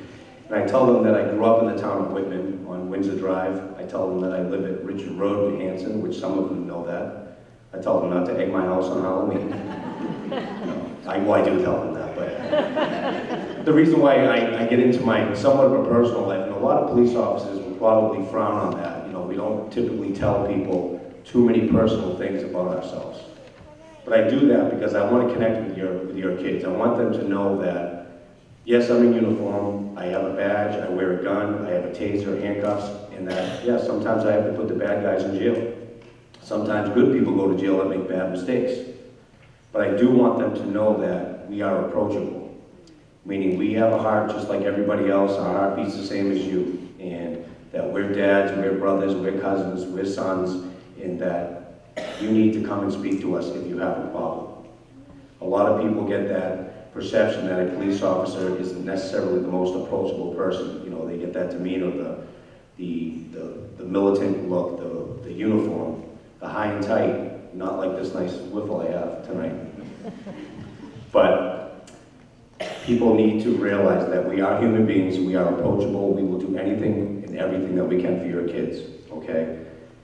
One of the things I do speak to about with your kids is within the DARE program. It's not necessarily something that we have to talk about, or it's not something that's in the curriculum of the DARE program, but I do talk to the kids about opioids and the dangerousness of it, and I explain to them that it's a fancy word for Percocets, Vicodin, OxyContin, heroin, and I explain to them that just because you come from a good family, the white picket fence, the beautiful 4-bedroom colonial, your parents have great jobs, and you do well in school and you're a great athlete, that doesn't mean that something can't happen to you. And I explain to them, I share different stories with them about people I know or people I've met that have had, let's say they had surgery and they got addicted to drugs such as Percocets or OxyContin or what have you, and they can't stop taking them. And what happens is these young kids or even adults, okay, some of them could be people we know, could be people in this audience. Nobody is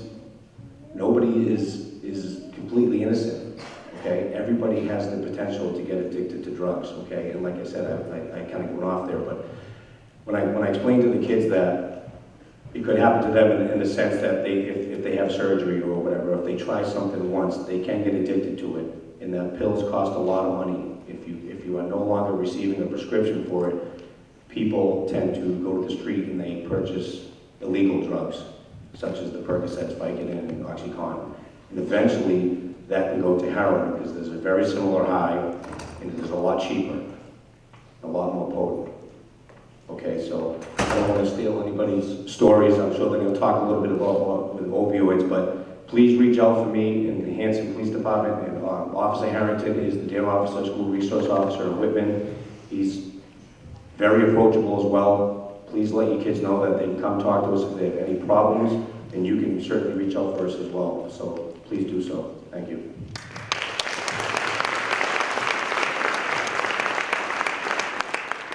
Good evening.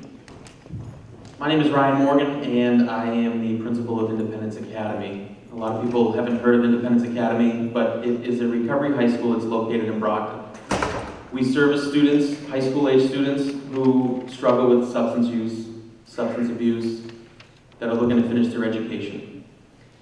As I was standing up at the front, welcoming people come in, I noticed a lot of familiar faces, a lot of former students, a lot of parents that I worked with over my years. I worked with Whitman Hanson Regional Schools for a number of years, and it was so interesting to see the wave of parents, I guess, and the community members that are coming in.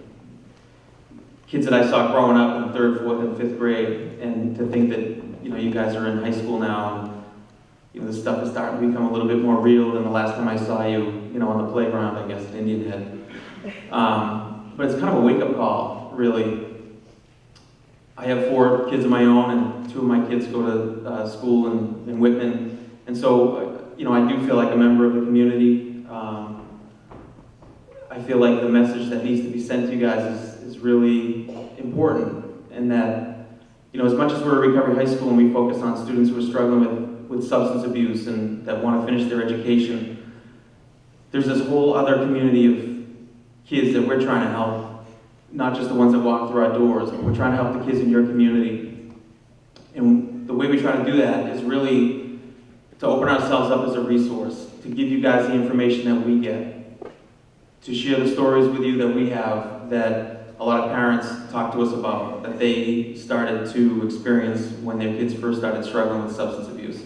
If you think about the kids that we service at our school, we really service a pretty small population of kids. We're talking about kids in high school who struggle with substance abuse, who admit they have a problem, or whose family recognizes they have a problem and admit it, who make the commitment to go into treatment or on their own decide that they need to get some help, that they need to stop using drugs, and then they want to take themselves out of their comfort zone, out of their high school, to attend a school that's going to provide them with some more specialized support around their addiction, around their substance use, around their mental health, and to put themselves in a community of other students that are doing the same thing. So you're really talking about a small population of students.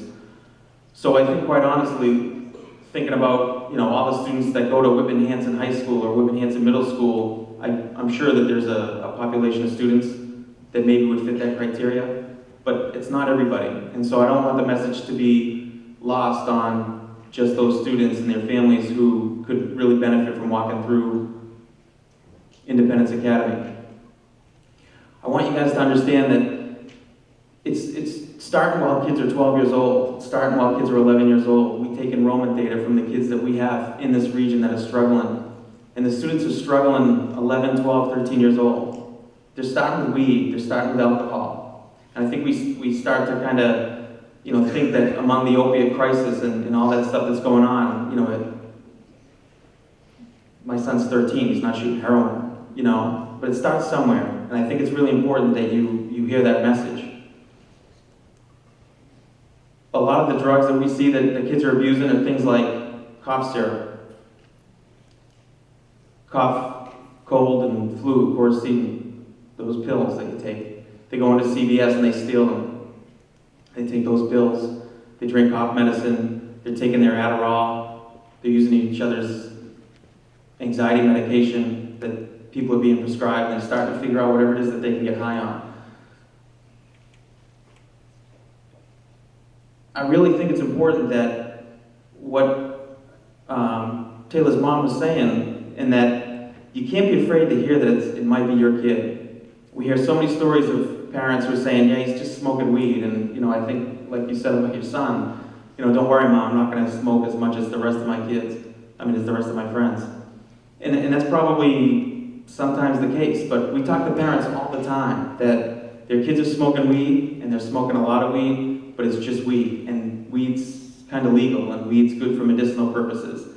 And so I think, as far as Independence Academy goes, we want to be able to provide you guys with some of the stories that we hear, that, you know, weed isn't just weed, and weed is ruining kids' lives, and if you know your kids are smoking weed, or you know their friends are smoking weed, it's definitely worth getting into. The sooner kids start, the research says, the worse off they are. The more substances they use, the worse off they are. So you do need to intervene, and you do need to intervene when they're 11, when they're 12. I know it sounds too young, and maybe you feel like it's not really that much of an issue yet, but you do have to start, because if you don't start, someone else is going to start, and they're probably telling them a lot more positive things about the substances. It's just weed, things like that. So I put ourselves out there, the Recovery High School, as a place that I want you to call, or email, or show up to when you need support, when you're not sure what to do, when you don't know what the heck I do with my kid who just smokes weed every day, and he's just a different kid. I want you to call us, and I want you to say, hey, I know that my son probably isn't a good fit for your school, but I got some questions, and I don't know where to go next. Or, you know, I'm really concerned about my daughter. I think that these are some of the things that are going on. I'm not really sure what to look for. I'm not really sure what the next steps are, and we can help you do that stuff. So please view us as a resource, more than just as a Recovery High School. We certainly, you know, want to help any student that we can that's struggling, that wants to finish their education in a sober environment. But I also want to extend to the members of Whitman Hands in the community, the families, that we are a resource, and call us. We are free. You don't have to pay a dime. Call us. You can set up an appointment and come over. And it's maybe in a more anonymous or confidential, I don't want to say confidential, but just in a more anonymous setting. So, you know, if you ever want to call and not give your name and just say, my son's 14, I think he's smoking weed every day after school, I don't know what to do, I don't know how to handle this, and, you know, we can kind of go from there and try to guide you along the way. So, I guess my main point really is, please view Independence Academy as a resource for you guys. When you get stuck, you're not sure what to do, you're worried, and you don't know what the next phone call is to make, just call us and we'll help you along the way. It's not, we're not going to try to steal your kid and bring him to our school or something. It's just, we're going to help you and try to get you the support that you need. So, thank you.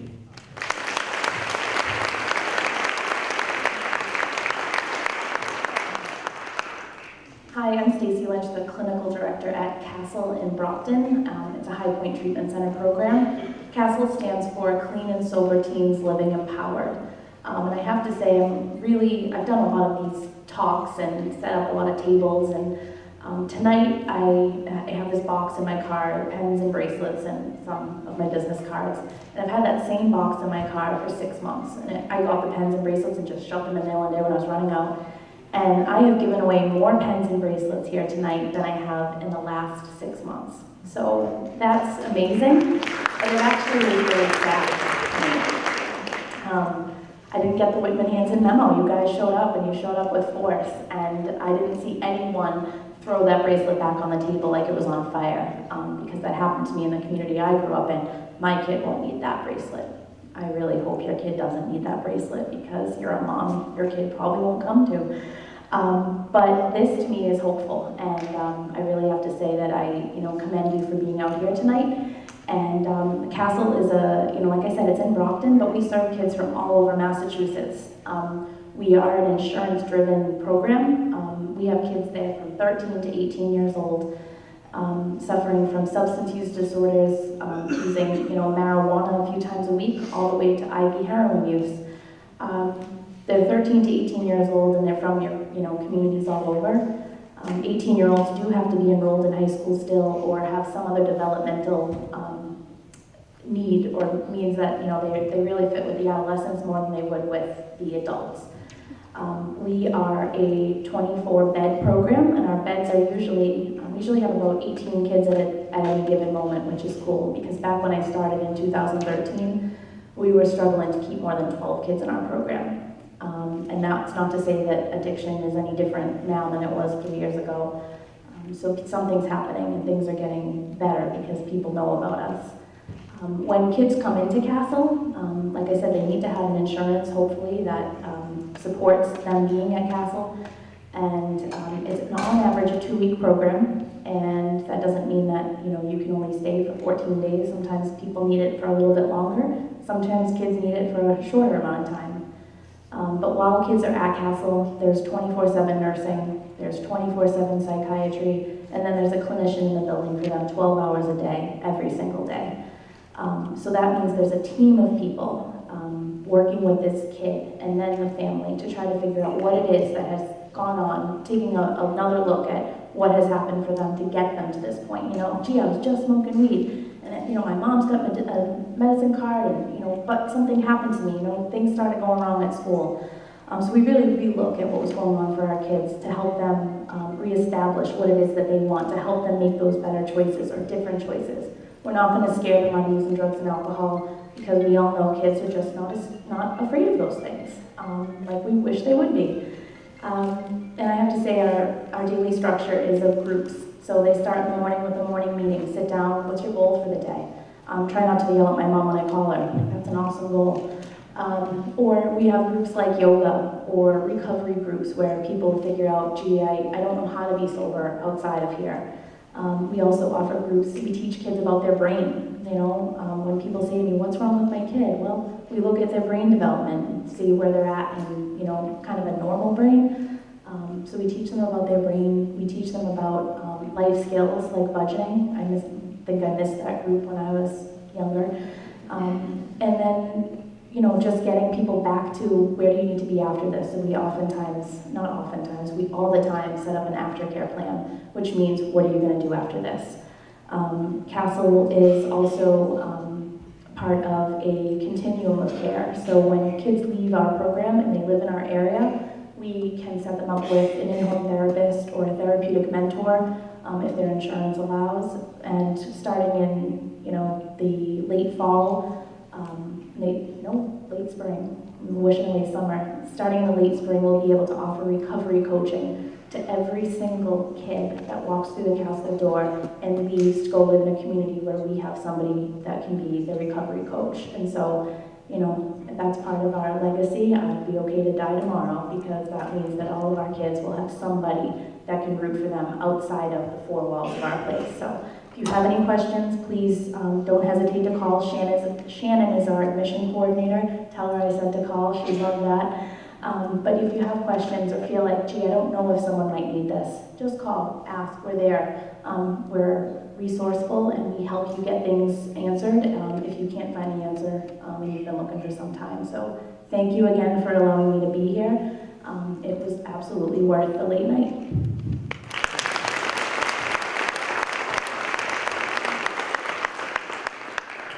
Hi, I'm Scott Benton. I'm the Chief of Police in Whitman. Been there for 30 years. I was the town's first DARE officer. And you heard Officer Frazier speak about DARE and choices and things like that. And that's kind of how I always viewed DARE. You can't insulate somebody forever, but it's about choices. Knowledge is power. And I think that's what I keep hearing here. If we give them the information, they can use the information to help themselves. And what's exciting for me is seeing everybody coming together. There's been so much work behind this. I want you as parents to know, and the students, that we recognize as a community that this is a public safety and a public health issue. And we can sit here and we can say, well, is it by choice? Is it by, it doesn't matter. It just is. I can tell you sadly enough that I've seen too many former students that I had, whether I coached them or I had them in DARE, that have died from overdoses. They're not here anymore. So we know this is a problem. As a police department, yeah, obviously we're an enforcement end of it, but we're also a resource for education, for help, and let's address this together. This isn't about wanting to lock people up and punish them. This is about helping them. And every family, you're sitting there, I'm here, we've all been touched in one way or another. I can tell you, I have a cousin who is, he's been a recovered alcoholic for 20 years. He has been in behavioral. His wife, I reach out to them because I'm trying to like get a grip on some of the things that go on. I'm like, can you explain this to me? And his wife Sarah wrote the New York bestseller book, The High Functioning Alcoholic. And I listened to their stories, and they're both two people that have been in recovery. There's no family that's immune to this. We're all in this together, and what makes me, and what gives me hope for this is that we all are recognizing this. Just by this turnout, by you being here, this absolutely starts at a young age. By somebody like Kathy with what she said, you know, when you play a sport and your coach is up there and they're telling you, okay, I want you to do this, and if you're looking at the coach and you're going, well, yeah, you're telling me that, but I don't know if you played or not, it doesn't mean as much. But when you have somebody that can impact you like that, that's saying, I lost my, like, I think we're all just like, the courage and the strength that it takes to do that. And actually, the chief from Plainville, when you went to the courthouse to collect those, he was telling me about, because we worked together at Gillette, and he was telling me, he goes, oh yes, you went right in and said, I want the bracelet. I mean, that has an impact. People don't forget stuff like that. So I just want to assure you as a community, you know, that the leaders, you know, Dr. Kowalski, the chairman of the Board of Selectmen, his wife, who is a director at High Point. I mean, people that really are in a position to help and lead this charge are saying, yes, we're going to do this and we're going to help. I have Lieutenant Conley, who does a great job, who's involved and works with the Brockton Mayor's Opioid Overdose Coalition. You know, Hillary and Amanda and the great job that they do. And the Whitman-Hanson Will came together, all of the people that have joined and done such a great job. And I'm not trying to leave anybody out, but you know, that's what this is going to take. It's going to take everybody together to work at this. So just by the people that are up here and the people that have shown up tonight, I'm encouraged by this, but I want you to know that we take it serious and we're here to help. And although we can't give up, and you'll see the things in the paper, because we still have to do the enforcement aspect of it, but there's even a move now, Plymouth County-wide, where we're gathering information. Like, we're learning that people in our community, I just had a former student, and he died of an overdose, and he was in Quincy. Like, we're learning as we get data from all over, and we're trying to bring the hospitals in now and other people, and just keep kind of like this vacuum going of support. So I just want to assure you that we're here. You know, and please, you know, call us as a resource. We're not here to lock somebody up. Like, if you find something, or you have a question on something, I don't want you to be fearful of the police. Like, oh, they just want to come to my house to lock us up, because that's not the case. We're here to help. So I just want you to know that as a community. Thank you.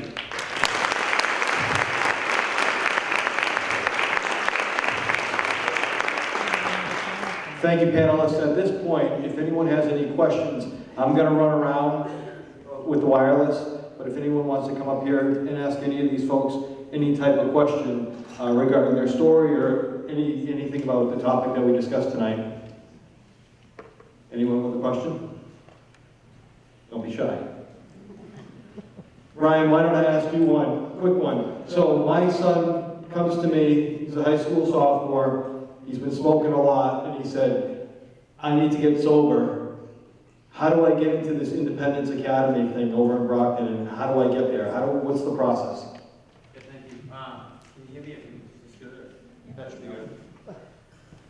So to get into Independence Academy, the first two things that we're going to ask the student is, are you committed to being in recovery? Are you committed to being sober? And if the student answers affirmatively that they are, then we'll ask them if they're committed to finishing their high school education. And as long as those two things are in play, then a student would qualify. So really just calling the school and talking to our intake coordinator, filling out some basic paperwork. We would then schedule a tour for you to come look at the school. And during that tour, we would probably ask you a lot of questions and just try to gather as much information as we could. If you were somebody that was coming just with a parent or with, you know, a referral from a school, then we'd try to determine whether or not you maybe need to go see Stacy and her friends over at Castle first. We work really close together, and we work well together.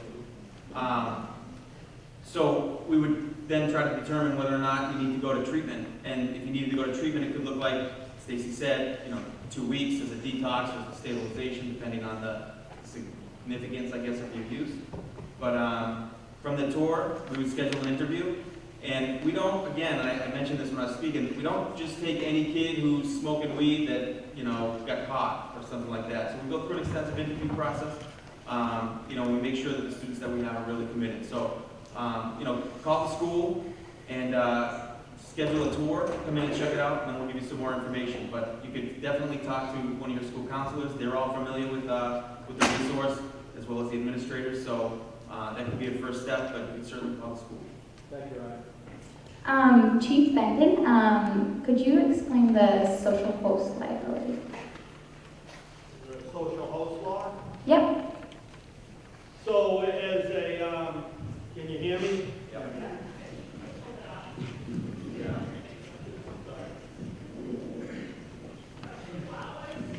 So the social host law, as a parent, I'll just use April vacations next week. So if you as a parent decide, you know what, we're going to take off and go to the Bahamas, and we're going to let Junior hang around, and he's in the 11th grade, and we're going to leave the house empty, but, you'll be all right, just don't do anything. So that's not going to work out for you. Because while you're in the Bahamas, if Junior decides to have a party, and something happens, you're going to own it. And I won't go to a zero tolerance, because I think as parents, kids make mistakes, and you need to allow them to make mistakes.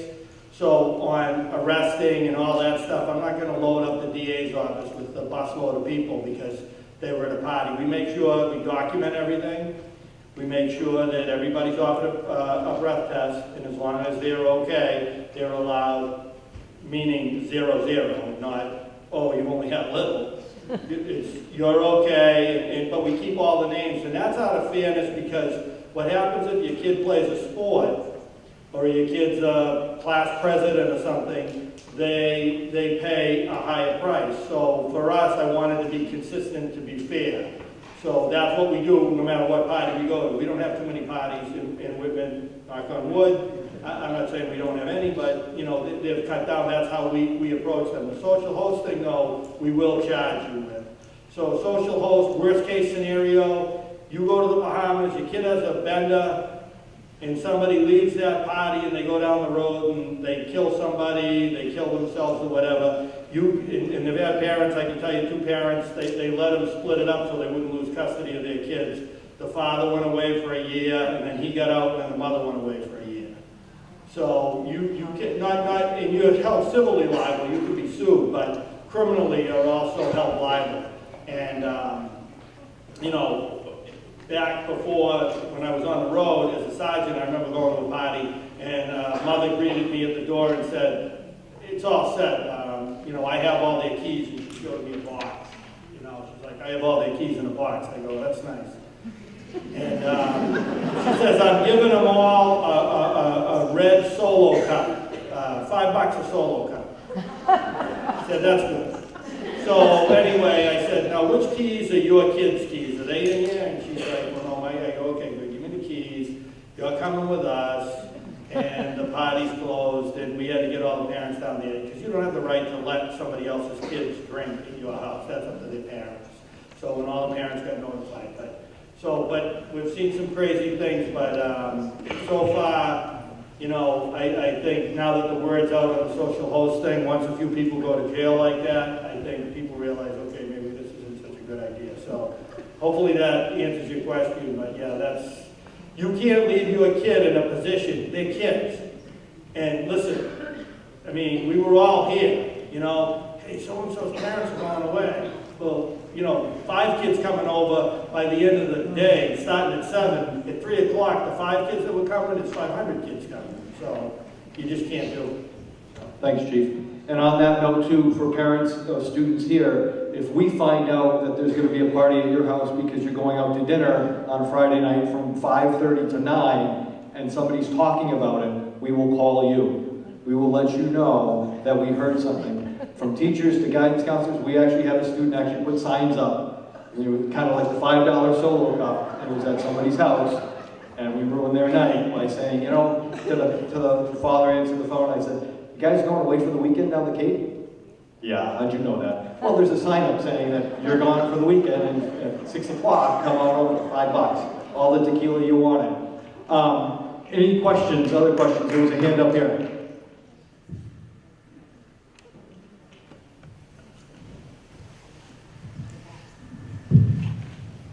I have a 13-year-old, and the biggest thing in that age group, well, I'm sure from 12 to 18 or even older, is social media. You know, from MySpace to Facebook to Instagram, you can track all those, but now the Snapchat, where they send a message and it disappears in so many seconds. How do you keep up with those? Is there another app that tracks deleted text and Snapchat messages that you know of? There's a lot of young guy in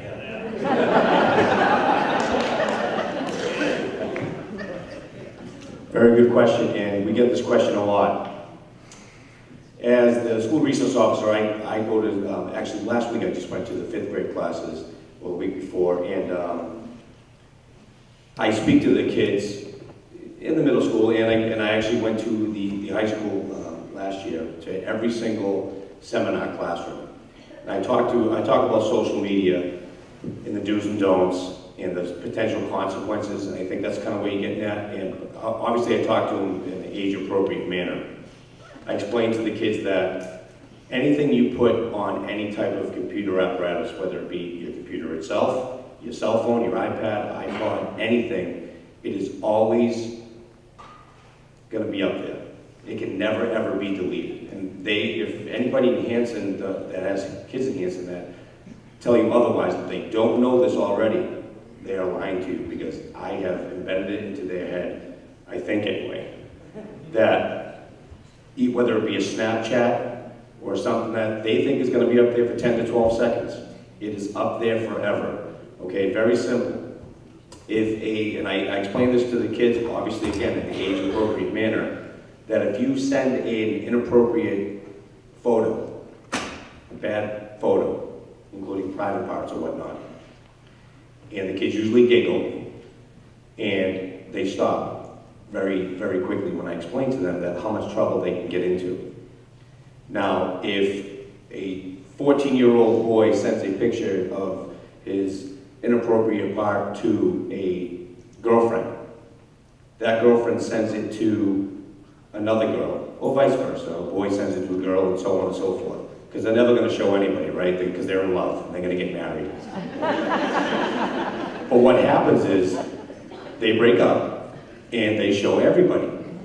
Now, by law, we can charge everybody that sent that inappropriate picture or video or what have you. It's called dissemination of child pornography. And usually what the kids will say, again, I don't get into this with the 5th graders, so don't be calling my chief tomorrow saying, what is he talking to these 5th graders about? That's not the case. Very age appropriate. But the kids realize that how much trouble they can get into. Okay, it's dissemination of child pornography. And I explained to them that if you get charged with that, you get held responsible, that you can actually be held as a sex offender for the rest of your life. You would have to register as a sex offender. Okay? And that is a very creepy and dangerous thing. And a lot of kids don't know that. Okay, so I hope that somewhat answers your question. That, and I know I kind of rambled there, but you can never ever erase anything. And the way I get this, and I explain this to the kids, that if you tell me that, oh, it's not my phone anymore, it's not my iPad, I say, okay, well, I'm going to get a warrant for your iPad or your iPhone or anything in your house, and I'm going to seize it. And then what we do as police officers, we do administrative subpoenas, okay? And then we send that to the district attorney's office or whatever company, whether it be Twitter or Instagram or what have you, Facebook, and we will get everything and anything that's ever been on that device. So if your child is telling you that, oh, it's only up there for 10 seconds, they're wrong. As soon as we get that administrative subpoena or warrant, we forward it to the appropriate people, we get all that information back. Does that make sense? Okay, so nothing can ever be deleted. Ever, ever, ever. Okay, it's up in the satellites and the iCloud, it's up there forever. So advise your kids, be very cautious of what they're doing on social media, what pictures they're taking, videos they're taking, and if they tell you that it's their phone and you have no right to go through it, wrong. Okay, your house, your rules. I strongly suggest that you go through your kids' phones, you go through their Facebook accounts, their Instagram accounts, and advise them that you are in charge and you have every right to go through it. And if by any means, if you have any questions on anything that you think you may have found, again, we're not looking to charge every kid in the world. We're looking to work with the families to help you to maybe get the pictures somehow back so they're not in cyberspace. We try to work with everybody, if that makes sense. So hopefully that was some knowledge for you. I know, again, I tend to ramble and I apologize, but there's so much out there with social media that it's crazy to keep up with. Okay, so hopefully that was helpful to you. I'll cut in a little bit on that. I'm Chief Mix, I'm the Hanson Police Chief, and I didn't think you needed 2 chiefs up there because that's way too much brain power on a stage. So, to follow up with what Billy just said and to help answer your question, you're going to keep me up all night tonight because I'm going to be out there Googling away trying to find that app. Because if somebody hasn't created it yet, we might be able to make some money. So. But to follow up real quickly on that, this is a huge problem. All I can say is spy on your kids. I mean, honestly, like Kathy mentioned earlier, get your own Facebook account. See what they're doing. Friend them, watch what they're doing. If you're not going to watch them, somebody else is going to be. Going to Officer Frazier's answer, I can't tell you how many days I'm sitting in my office, I see Billy walk in and I'm thinking, oh great, what's today going to bring me?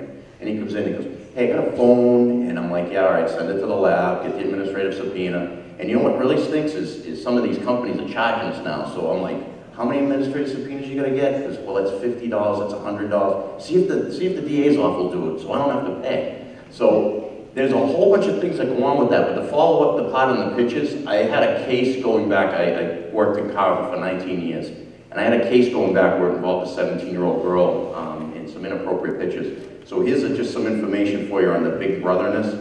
If there's a database that's controlled by law enforcement, and I believe it's tied into Interpol.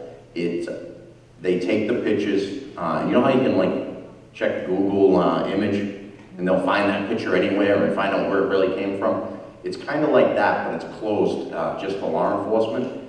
So when we were doing the case, the technician at the lab was like, you know, I gotta upload these photos. I'm like, wait a minute, we just arrested somebody for uploading those photos. What do you mean? He goes, no, and he explained this database. That picture goes into a database with every victim. So every child that's a victim of child pornography goes into this database.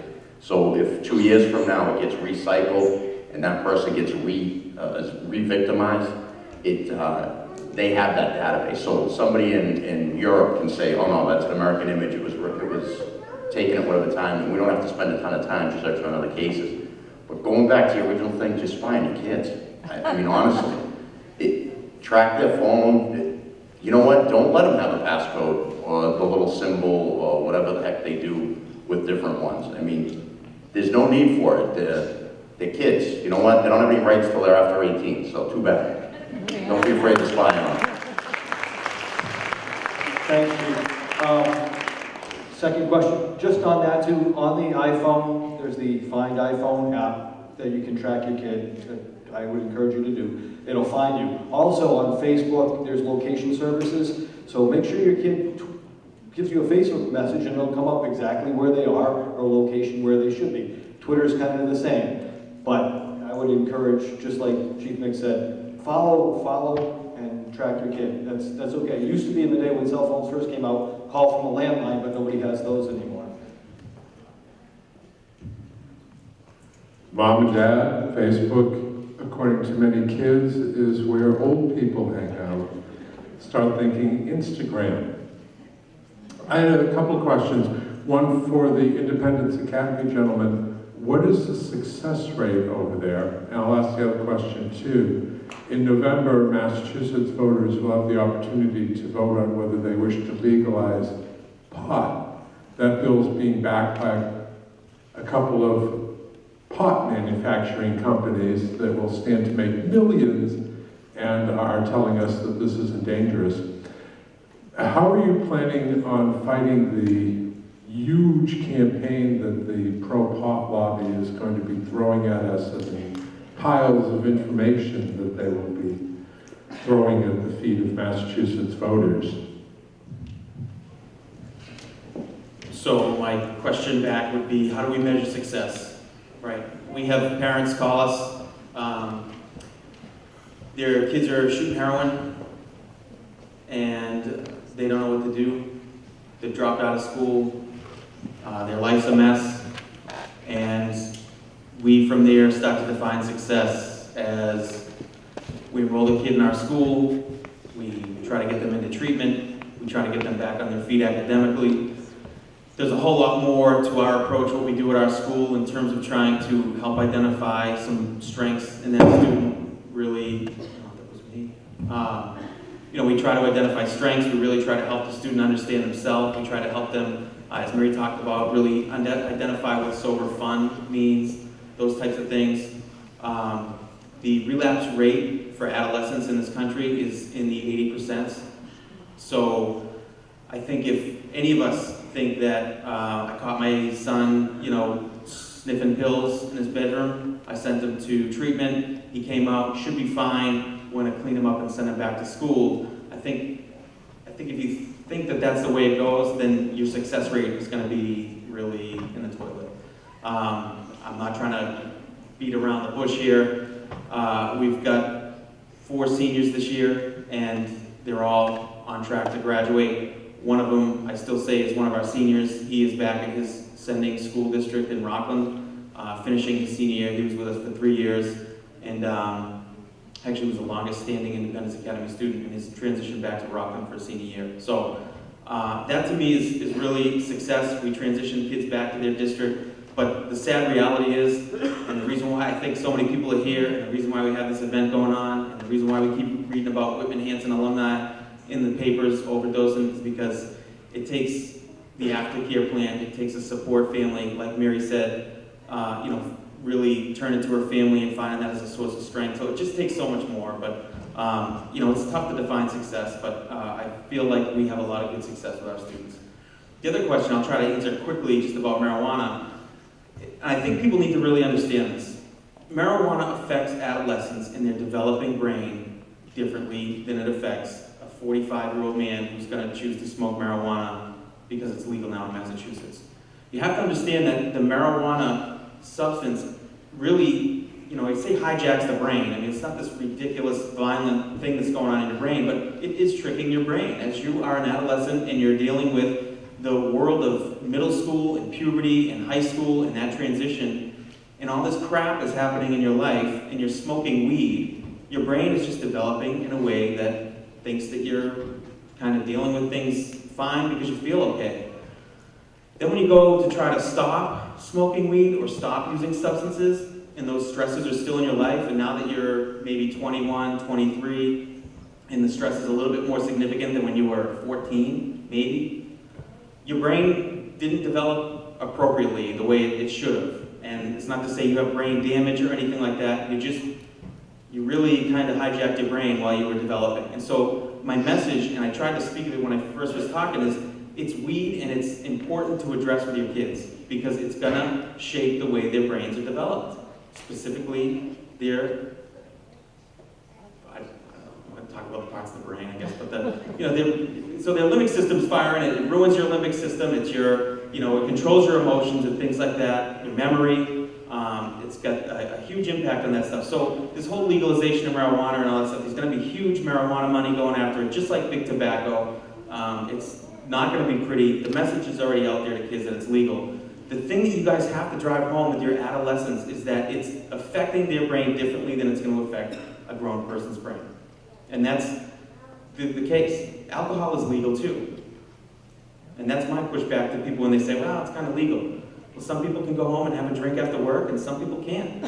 Some people can smoke marijuana recreationally, and some people can't. And you know how many 14 and 15 and 16 and 13 and 12-year-olds can't smoke marijuana recreationally? Probably a ton. And they end up progressing down that way of smoking every day, and now their brain starts to get dependent on it. So that's my pushback to that. I think the governor is really doing a great job, and I want to make sure that that message is out there. He's passing legislation that's supportive of a lot of these things, but I'm sorry people disagree. But that's what I think about the marijuana legalization. I think it's coming. Does anyone else have any other questions? One more question.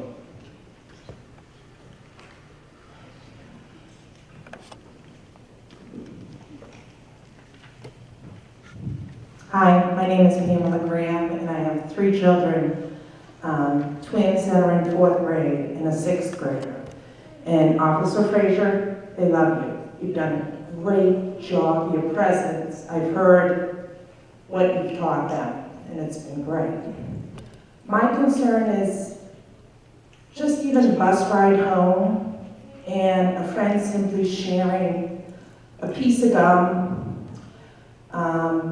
or the sweeties that were in the news last week that look like candy. And I say to my kids, you don't know if that really is candy or gum, or that friend of yours found that in their siblings' drawer, bedroom drawer. How can I teach them, to say no? And, to be strong about that, to refuse their friends, that little piece of candy, but we don't know what it is and where it came from.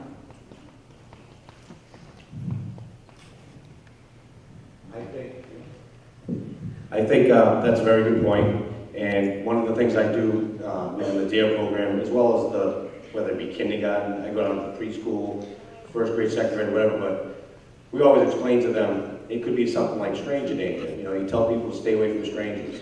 Just like with your kids, you tell them, don't put something in your mouth that you're not positive where it came from. Okay, and that could be something, and I'm glad you brought that up, because that could be something that I could reiterate to the kids, that when I go and talk to them about the social media, about the bullying and things of that nature, that I can reiterate to them that it is important to know where something came from. Don't take a piece of candy from a friend if you're not sure where it came from, or a piece of gum, or the sweeties, or what have you. So I appreciate you bringing that up to me, and that'll be definitely something that I speak to the kids about, especially within the elementary schools. So thank you. Senator Brady is here. He snuck in the back, and he actually has a little bit of a response to that question about marijuana. Yeah, I want to thank everybody who came tonight, and thank the panel and the police department and the people at High Point. I'll come up front so you don't have to turn around. You do a great job, and you've saved a lot of lives in the recovery school. We also have a drug court. There's one in Brockton. There's a couple up in the North Shore. And we passed some legislation in 2014 and then this year to help a lot of people with the addiction crisis. And the cliche out there that used to be, oh, it's only the bums on the street corner doing drugs. It's affecting families all over the country. There's families from Dover and Weston or Brockton and New Bedford.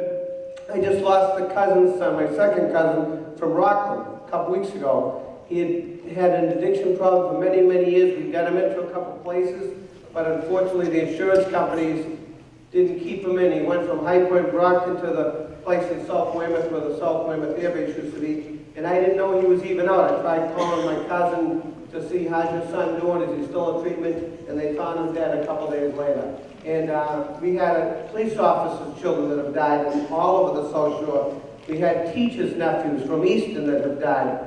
And we had a famous family recently that a very well-known family from the area. The son was at Iowa State, great football player, had an injury. This is going back over 20 some odd years. And he was on pain meds for all those years, and eventually he got hooked on heroin. Now, we passed some legislation this year. We passed it in 2014. It's a starting point. We've had unanimous support from Republicans and Democrats, and we have 2 more bills filed because it's a tough battle. There's only so much money to go around. People don't want to pay taxes on this thing, so we're fighting every day. But Senator Keenan from Quincy and myself filed a bill to extend the rehab time in a place because the insurance companies only push back for 14 days.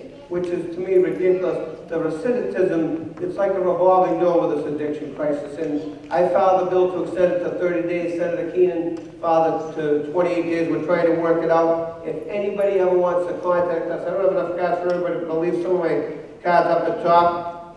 And, you know, the chiefs know how to get a hold of me and the teachers here.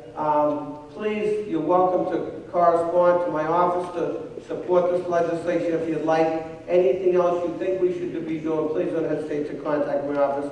And I am on the task force in the Senate side about the addiction situation. The governor has a task force, and our mayor and Brockton and several others elected officials on that, and there's one on the House side. So we have had bipartisan support for a lot of this legislation, but we still got to do more. And one of the pieces of the legislation we passed only allows 7 days for a prescription of OxyContin. And again, there's a different situation. If somebody's got terminal cancer and needs that pain med, that's a whole different scenario. But we had a dentist down at Cape and Hospital writing faulty prescription for OxyContin to get all of these young people addicted, and finally he was put away. So any help we can be, and we're not doing alone. We've got a great support team, and again, I know all the work, and I know Dr. Kowalski's wife and so many other good people that are working at High Point. So thank you for all the work you're doing. And I'm going to leave a couple of business cards up here if anybody needs to grab it. You can put the number up on the internet or whatever. Thank you.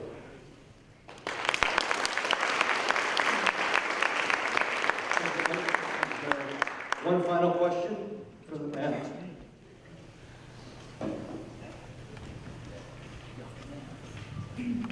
Hi, thank you.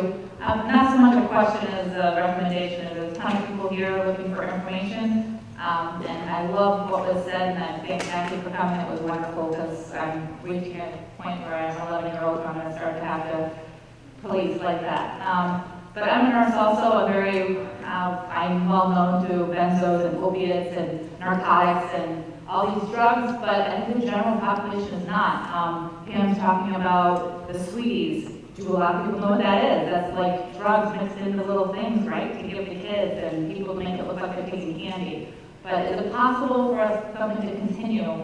People are interested in this stuff, to maybe educate. A lot of people don't know that, you know, a lot of prescription drugs that are in people's cabinets are the ones that are being abused.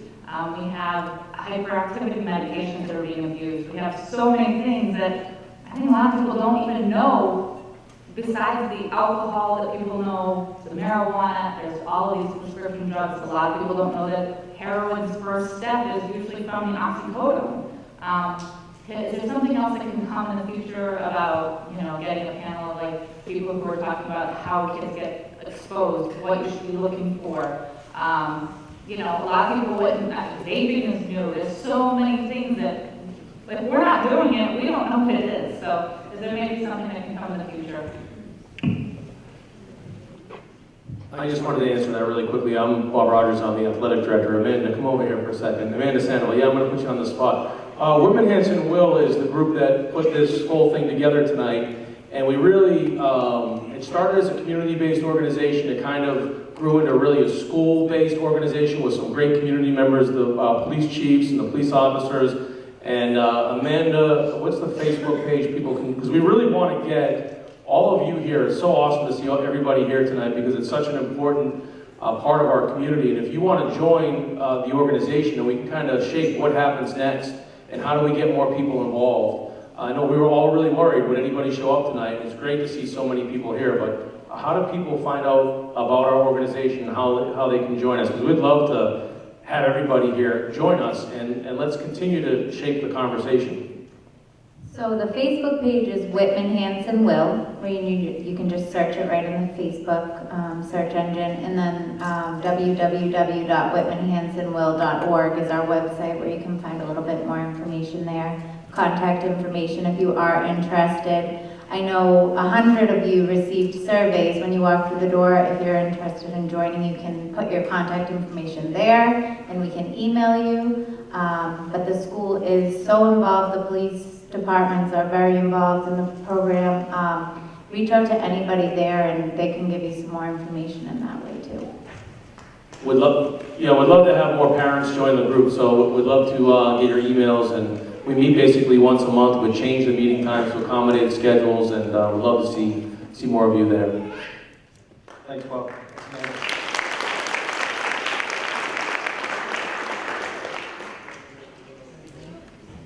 I apologize, I forgot to mention a couple things. We did have a task force in the Senate that went out to Colorado, and they also checked with other states where the marijuana has been legalized. And it's not totally legalized in Massachusetts, it's just supposed to be for medicinal purposes and for adults, but in Colorado, they're marketing to children. They have hostess things that are called ho-hos, they change a few letters. Instead of Pop-Tarts, Kellogg's Pop-Tarts, they're called Pot-Tarts. And even though adults are supposed to be buying them, if you've got them packed out in the safety of your home, who's to say a young child will get a hold of that? Then they got gummy bears in marketing. And also the potency of the marijuana that's out in Colorado is hundreds of times more potent than somebody sells a joint on the street corner over here in the THC level. So they're having young children that are getting rushed to emergency room because they're getting a hold of the stuff. So be very careful of this ballot question. You know, sometimes ballot questions, they may start out with good intentions, like we had a ballot question years ago, clean elections. Well, that sounds great. I'm in favor of clean elections. We'll clean up the corruption, all this. But it gives our tax dollars to give somebody a chance to run for office. And I'm not against, even in the playing field, everyone should have a right to run. But a person who shouldn't even be running, getting tax dollars to run, they shouldn't even be on the ballot. They could be a convicted felon, and they're getting our tax dollars. So be very careful of these ballot questions. I don't support this ballot question because I've learned a lot from the task force. I know the Senate has a website out, and I don't have that with me now, but you can probably get information by calling the state house. But please be very careful with these questions, especially this one here. And also, we did increase the penalty on fentanyl with this recent legislation because there's man-made fentanyl that they're mixing with the heroin that is causing so many deaths too. So, thank you. Thank you, Senator. Before we leave, I just have a couple of thank yous. Thank you to all the panelists tonight for presenting the stories and sharing information. We've already heard from Amanda Sandoval. Hillary Dubois is back there somewhere from the Brockton Area Opioid Collaborative, who has brought funding to our communities and have brought information to our communities. So thank you, Hillary and Amanda.